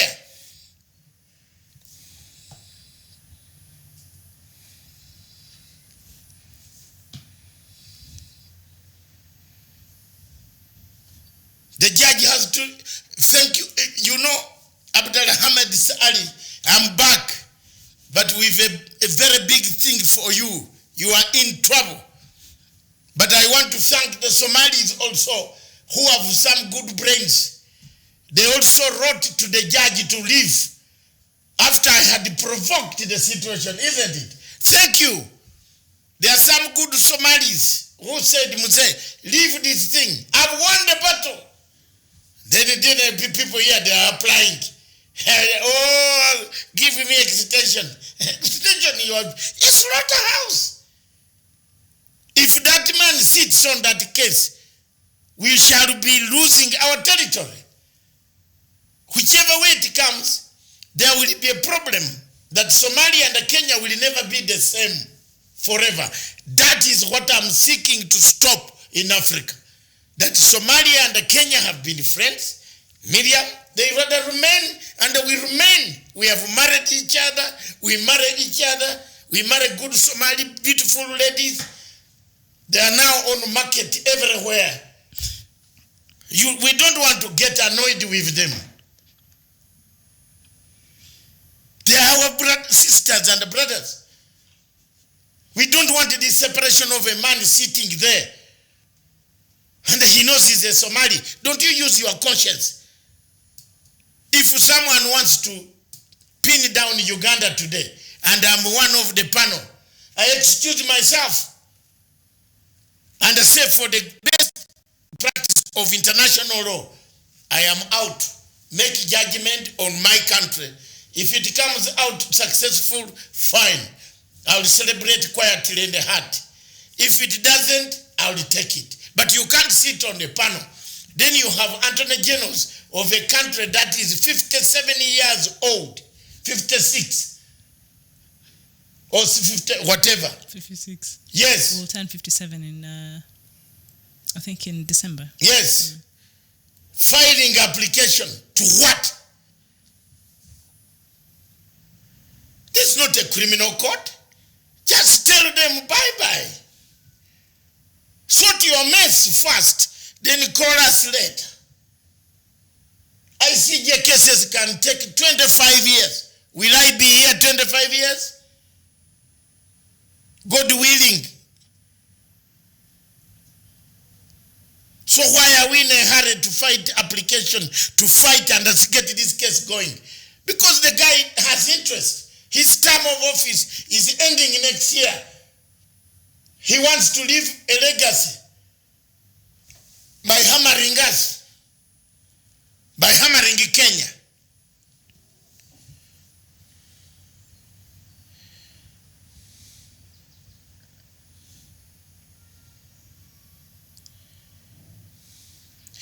Somalia, which airspace has Somalia got? When they don't have even a toilet. Kwenda. Abdul Salam, which space? Which is, you have airspace. Where did you have it? Without Kenya and Uganda and AMISOM, did you have a space? Americans would have taken everybody down the ocean. Which airspace? Wachana na hiyo. You come back on table. We are looking for people to come back on table to solve their problems. They need to solve the problem. That's my point. Whether you hate me from Mogadishu, it is up to you. Hate me. But me, I'm calling you to come on table as an African. We are going to live together for millions and millions, inshallah. Inshallah. Mungu anasema, we are brothers, African brothers. You are not from Red Sea. You are away from Red Sea. That's why they separated you with that Red Sea. Then they put you, us, with us, not with them. Not with Qatar, not with Turkey, not with Saudi Arabia, not with that small Norway, with 4 million people disturbing people in the world. That small one without anything. Yes. People need to tell the truth about this. You can not have a smaller country. Here in Kenya, you are giving the Norwegian ambassador freedom or ambassador. This is the country causing us trouble. Tell them to pack and go home. Go and can Norway stop a war in Somalia? It is looking for oil, but it can't stop Al-Shabaab. Then Norway goes to write to the UN that there will be a humanitarian catastrophe if you proscribe Al-Shabaab. Silly Norway. Yes, I'm not a diplomat. I'm not Macharia. I'm not Dr. Juma. I'm a scholar like them. If they want an exam, we just do it. In fact, my paper will be well received. Let's do it on Africa. I've come with new vigor because I've discovered where these people have let us down. I did not get lost for nothing. I've let them bring anyone now. There is nothing you are going to tell me. That what? Bring an exam, let's go. On these matters of Africa. These are French puppets here. People have become French puppets. They are being paid secretly at night to dismember Africa. When you talk about it, they say, oh, that man. I'm a man, a parent of 8 good children, man. We are reserved. They are not papa. Hey, don't call me man. Call me an elder. 64 is not small. You might not reach there. You are struggling even to reach.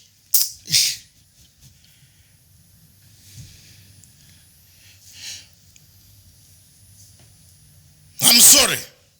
Today is the quarreling mood. Any African who wants to quarrel with me, start it. And then we go. It has annoyed me. You know what has annoyed me? This Kenyan newspaper of politics of intrigue. The whole of this last week I was writing. You remember my articles have been, there is someone causing trouble. There is someone causing trouble. From Thursday, I wrote the legacy. We wrote and we have been warning. These are warning shots. Take them seriously. Someone, you see today in the television station, they planted the mouthpiece. Everywhere. You find the one who called from Chimiliri with who knows how to wear this hat from Nairobi. He didn't know how to wear a hat. He's on the TV hammering Kenyatta. Another one is placed at the Nation that I am Senator Kenyatta. These are some of these people, Bantu Bobugali. You see that it's very terrible. They have planted the people everywhere now to hammer Uhuru Kenyatta because there is a handshake. Why I stand with the redemption strategy. I studied conflict resolution. For 5 years, since the elapse of the ICC cases, this mouth has been telling Kenyans on national television, not on anywhere, not under the bed, not in Western Hotel, not in Harris Hotel, not where. I've been telling them on TV, you need a redemption strategy. And some people did not know what a redemption strategy is. Thanks God, Raila and President Uhuru Kenyatta saw it. They got it. And on this one is a do or die, man. You do or die. We are not going to allow this chance to go. And Kenya starts fighting again. Have your money, but let the people have peace.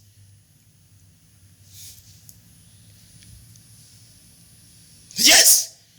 They first started, they paid Uhuru a court. Didn't I tell you?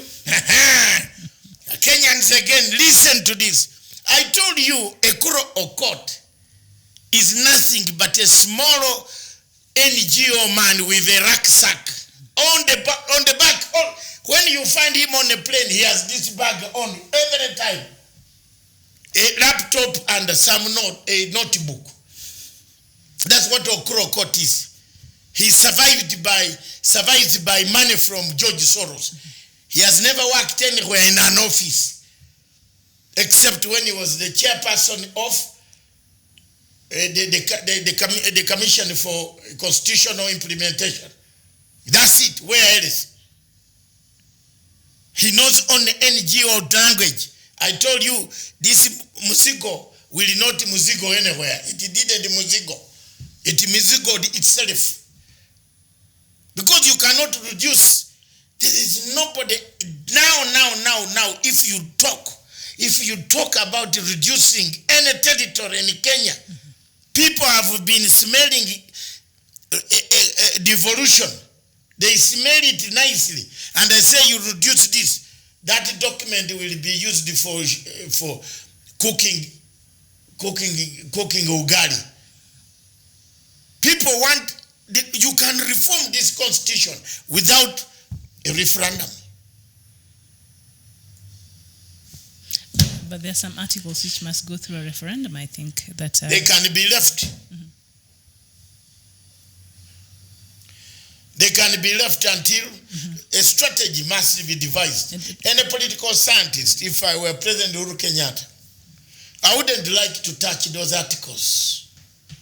But I would like to touch the articles that can disable some human beings. Before we disable some human beings, Doctor, yes. Now that you brought it up, I've remembered when I was going through the newspapers earlier today, apparently there's somebody who has gone to court to table a ruling there and say that the BBI report should not be made public, challenging the BBI report. They don't want it to be made public. So they want it to be given in a bedroom. So why were they waiting? They want it to be given in a bedroom. The thing is, it's not illegal. The process and the procedure in which it was used to collect this information was not in line with the Constitution of Kenya. So what about the presidential order? So they're rubbishing that. Executive order of the president can be invoked. But who? I was just wondering, because obviously this is a political move from whichever angle you look at it. Who could be behind this person going to court and trying to stop the BBI report from being received by the president and being made public to Kenyans after the process has been completed? Because right now they're compiling the information that they have been receiving and they're editing and just putting everything together so that they can hand it over to the president by the 24th of this month. So who could be behind all these intrigues? You talked about Machiavellian politics. You see, payments that dry up quickly are the worst danger of African politics.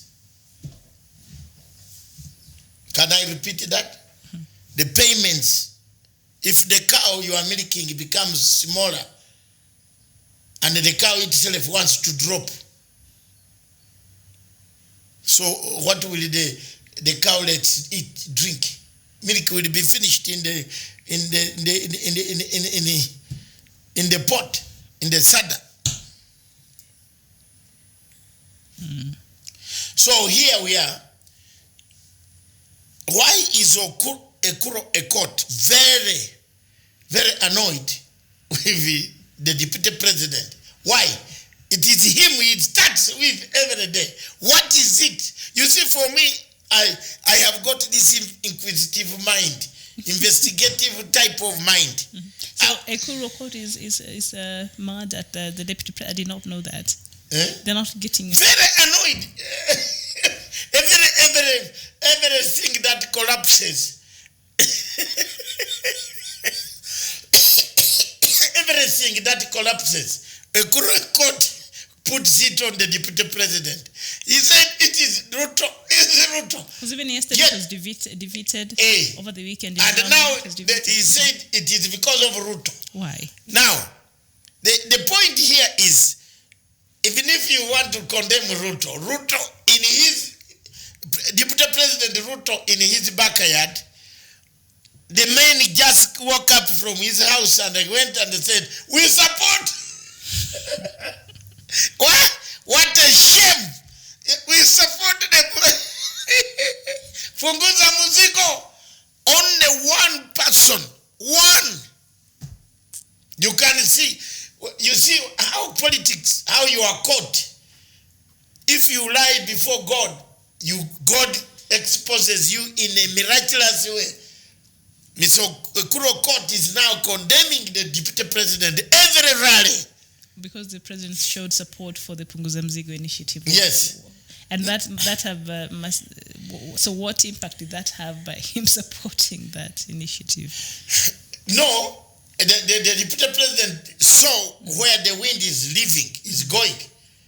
Even if I were him, I cannot go on with Punguza nothing. It's air. Punguza air, gas. That is gas of Uhuru Court. Uhuru Court wanted money to buy more houses for his concubines. He cannot have, he doesn't have any vision for this country. Sema ukweli. More houses. Let him say and then I name. Me, I'm very good. You touch me, I name. And I go home. I will name you. Ocampo touched me, I named him, I followed him, and I found that he bets. Ocampo is a bet. You know what is this man who, what? Gambler. I was right. I told people in Kenya 2009 that Ocampo is a gambler. People could not believe me. So Ocampo went on telling me I'm a big head, fat man, like this Somali president, this Faramijo, who called me fat boy kafir. I'm with you also. I'll make sure that they put sanctions on you somewhere. Well, you know, in fact, that one, why, Mr. Faramijo, you have forgotten I have now 112. 96 of them, I am the one who filled their forms while in London. Ask them. They will throw you out. They come from Streatham, Tooting. These are the men we helped. I looked at the whole picture of all of them. I said, this one is now the MP. So Mr. Faramijo, Sikia, you might not even finish this term. Yeah. American money can come, but you won't defeat ideas. Just get out, man. Get out. Gambler. Until you know what they did? When I brought that problem, they have gone to the ICC mafia. There is mafia everywhere. They robbed the whole... Fatou Bensouda said, don't touch that, don't bring this thing in this court. This thing will bring us down. That guy from Uganda is going to bring us down. Never bring him near this court. They wiped out everything from the system of ICC on Bashiru case. Because that case would have taken Ocampo to jail. Like this. $17 million.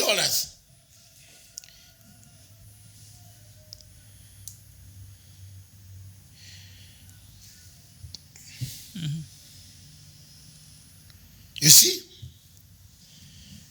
$17 million to indict Bashir. Now the Sudan government says it will hand over Bashir. The battlefield is drawn here. And I'm going to speak to Hamed. Hamed, Google. Sudan has said that he'll hand Yes, you didn't read it. I'm going to speak to the vice president. He's my friend. I'm going to tell him don't open a Pandora box there. Okay. Because they will take him next. He was a key player during Yeah, that time. the president of he's my friend. I don't know who is giving him this. These NGOs have come in the government. They have come in the government and they are now saying, oh, we must balance with the West. Balance with the West. Are you equal with the West? Are you equal? Do you have a train running underwater? Africa. Do you have a train running underwater? Where is it? Where? In the West, there is a train running out underwater. In the West, they have gone to the moon. Has Sudan ever gone near the moon? Not even near. I was talking about this, Dr. Waliowe, I think, was it Friday also? Yes, on Monday as well, because Sudan has been campaigning for it to be removed in the list of countries that are supporting terrorism by the United States, and the United States said no. So it's just in my thinking, we're having this conversation here, that perhaps now the caveat that United States is using and the carrot that it's dangling, for us to remove this, the country from the list of countries that are supporting terrorism, perhaps you should allow the former president to go through the trial at the ICC. So perhaps that theory. So now you're here, you're breaking the news. You're saying they have agreed for former President Omar al-Bashir to be tried in ICC. I'm shocked because initially, the army was very adamant. They said they will not hand over Bashir to the ICC, and now they have agreed. So the United States wins here once again, I think. Yes, I read. I think I'll check it out for you. My research team, Jeff, do the check. It is there. The government agreed that after he finishes all his cases, they will hand him over. That's a battle line we are going to draw with the new government. Now Ahmed cannot afford to go against me, because we have gone a long way. We have come a long way.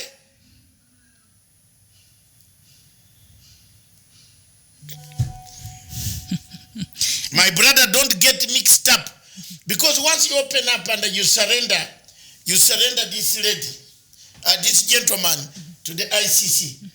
Next, ICC never gets tired. Say, okay, next, next, until the whole government will be, all generals will be in jail. So the best thing you can do is to stick. You remember, I told you about a Rainbagger. What has come out of Rainbagger? I have a tape to play for you. And it has to be played this evening. Very nice tape on Rainbagger. How Salva Kiir paid a man who is going to deliver him even to the Twabino. Ambassador Rainbagger should never be employed anywhere on earth, because Ambassador Rainbagger put us through the ICC we have in Kenya here. He sat in this hotel near Nairobi University. What is it called? Norfolk. Norfolk. At 2 a.m. to 3 a.m. you could find Ambassador Rainbagger with Hassan Omar, Maina Kiai, Giradielo Otieno. They are inside there. And they didn't know. They thought because I'm a Ugandan, I don't know what they are doing. They were filling reports, pasting with ICC investigators. That is Rainbagger, because ICC investigators stayed in Norfolk only. I know their room numbers, everything. And I was following very nicely. That's why I have defeated Fatou Bensouda and Ocampo, because I had the facts. Well, he's now coming for Bashir, so let's see how that will play out. And Doctor, before you go, there were also something else, but on a lighter note, because I see that our time is up, actually. But before we leave, we have like a minute or two. There were rumors on Friday that Buhari was acquiring himself a new wife. While you were away. Yeah, the other wife. The other wife was getting a new wife, but... Yeah, the other wife is being loved by the someone in opposition. Okay. Yeah. Which could be true. But as I've told you, I'm coming on Biafra issue. Back now. Full swing. I'm going to be hammering every day until the cock, chicken and the cocks cry there on Biafra. All right. That this year, Norway produced. Norway is you don't know what I've got about Norway. Just listen tomorrow. Listen. And Abdul Salim, don't, you are an engineer of petroleum, stop manufacturing. Norway what? Norway with what engineers? Where is the oil? Do they have oil to produce oil engineers?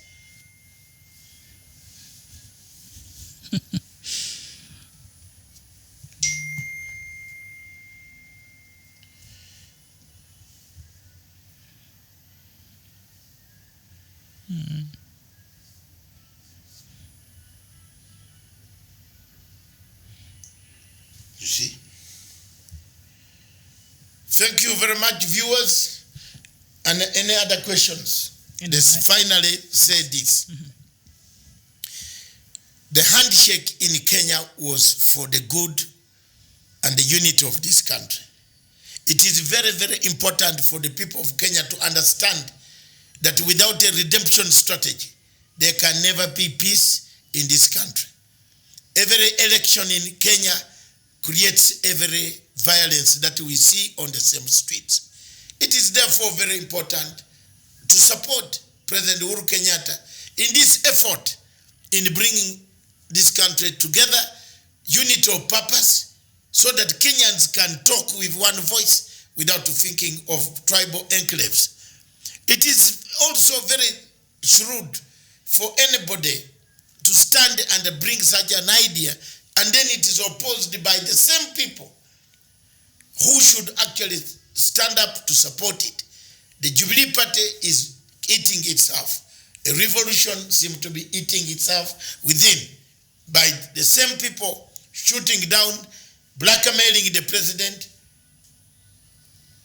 strangulating the president. That's political language now. Strangulation, blackmail, intrigue, Machiavellian politics that we see in Kenya.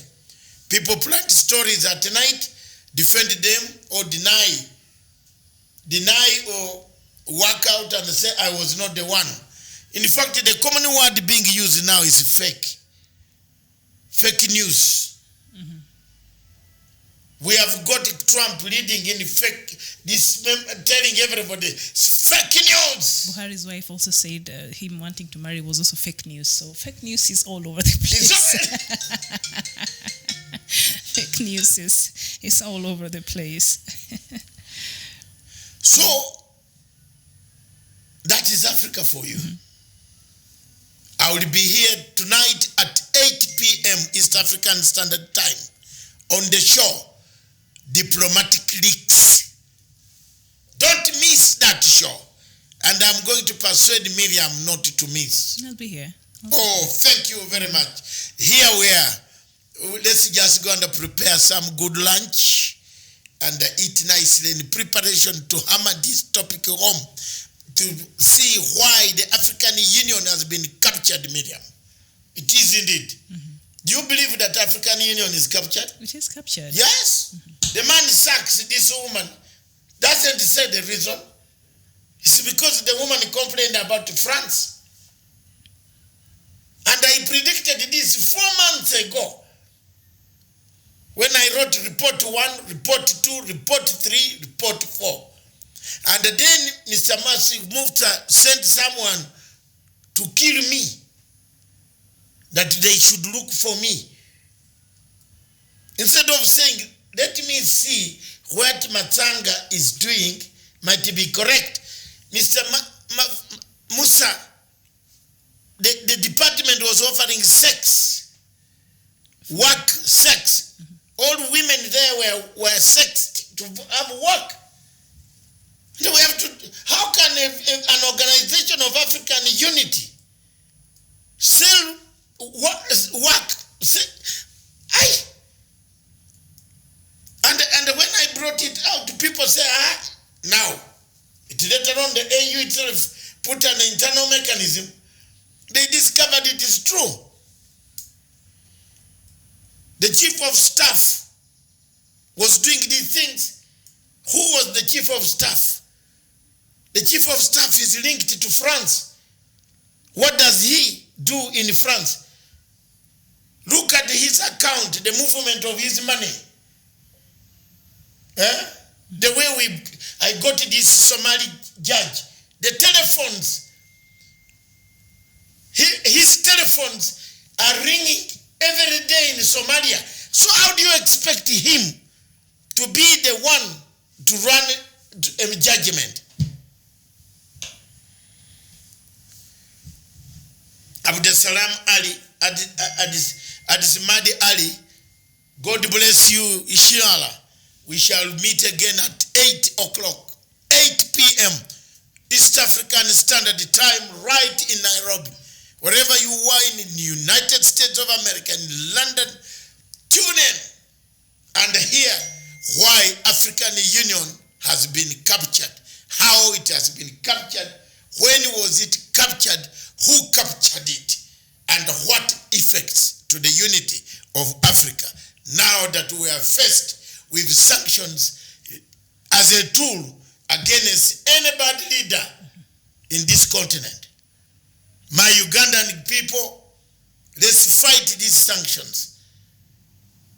We might disagree with President Museveni, but for once, let's start thinking, if everybody is going to be blocked, we might not have some, food. Some of the officers go for meetings that bring in money for Uganda. So if they are blocked from traveling, it's like a Zimbabwe. Remember, it is 10 days to 25th October when everybody in Africa and the world and the SADC in particular have said remove sanctions against Zimbabwe. My picture is coming also, and some should take that picture. I'm sending you a copy on behalf of Pan-African Forum. We wanted the sanctions removed. How many days? 10 days. 10 days to go. And it is 16 days to go for Brexit. Oh. For Halloween. Oh. It's going to be one wonderful Halloween day. So we see our viewers here at 8 p.m. today. You don't know what has happened. What has happened now? Brexit is in Brexit. I was there. I'm telling you. I watched the Queen's speech yesterday, a part of it. Yeah. I was there. If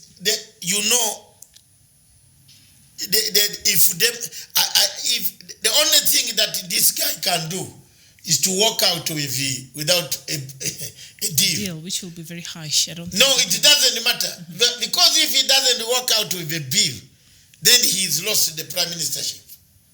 That would not be a bad thing. He lost it because the parliament is rooting for a new referendum.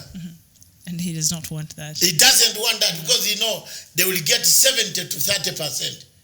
There is no British person, very few, but no sensible British. Maybe those one is in the smaller villages. There are villages there also. In the countryside. The only problem is their villages are tarmacked. Most of them.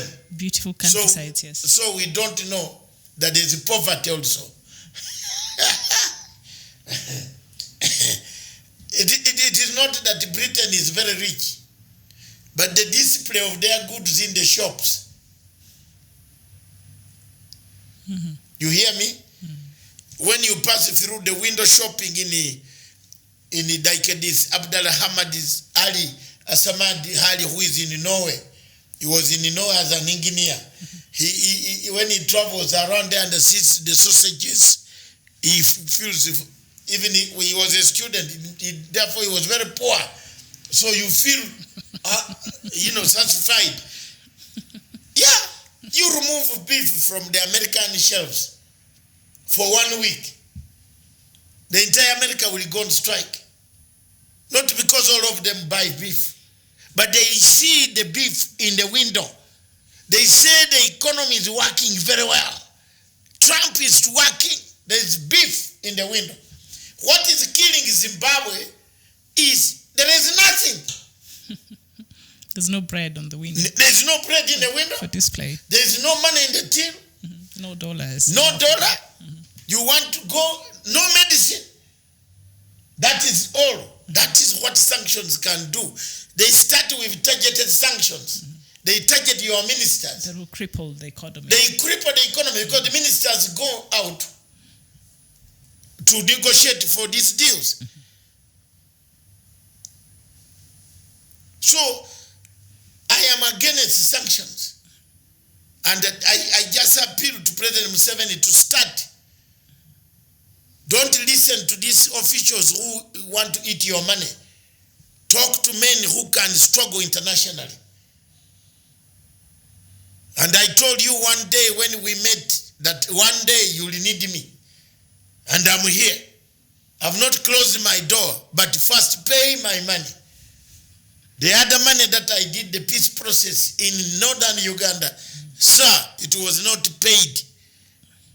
And it's not a rumor, it is not a lie, it is not a favor, but it wasn't paid. So you look for the officers you gave permission to pay me. Maybe mortgage sell their houses to pay me.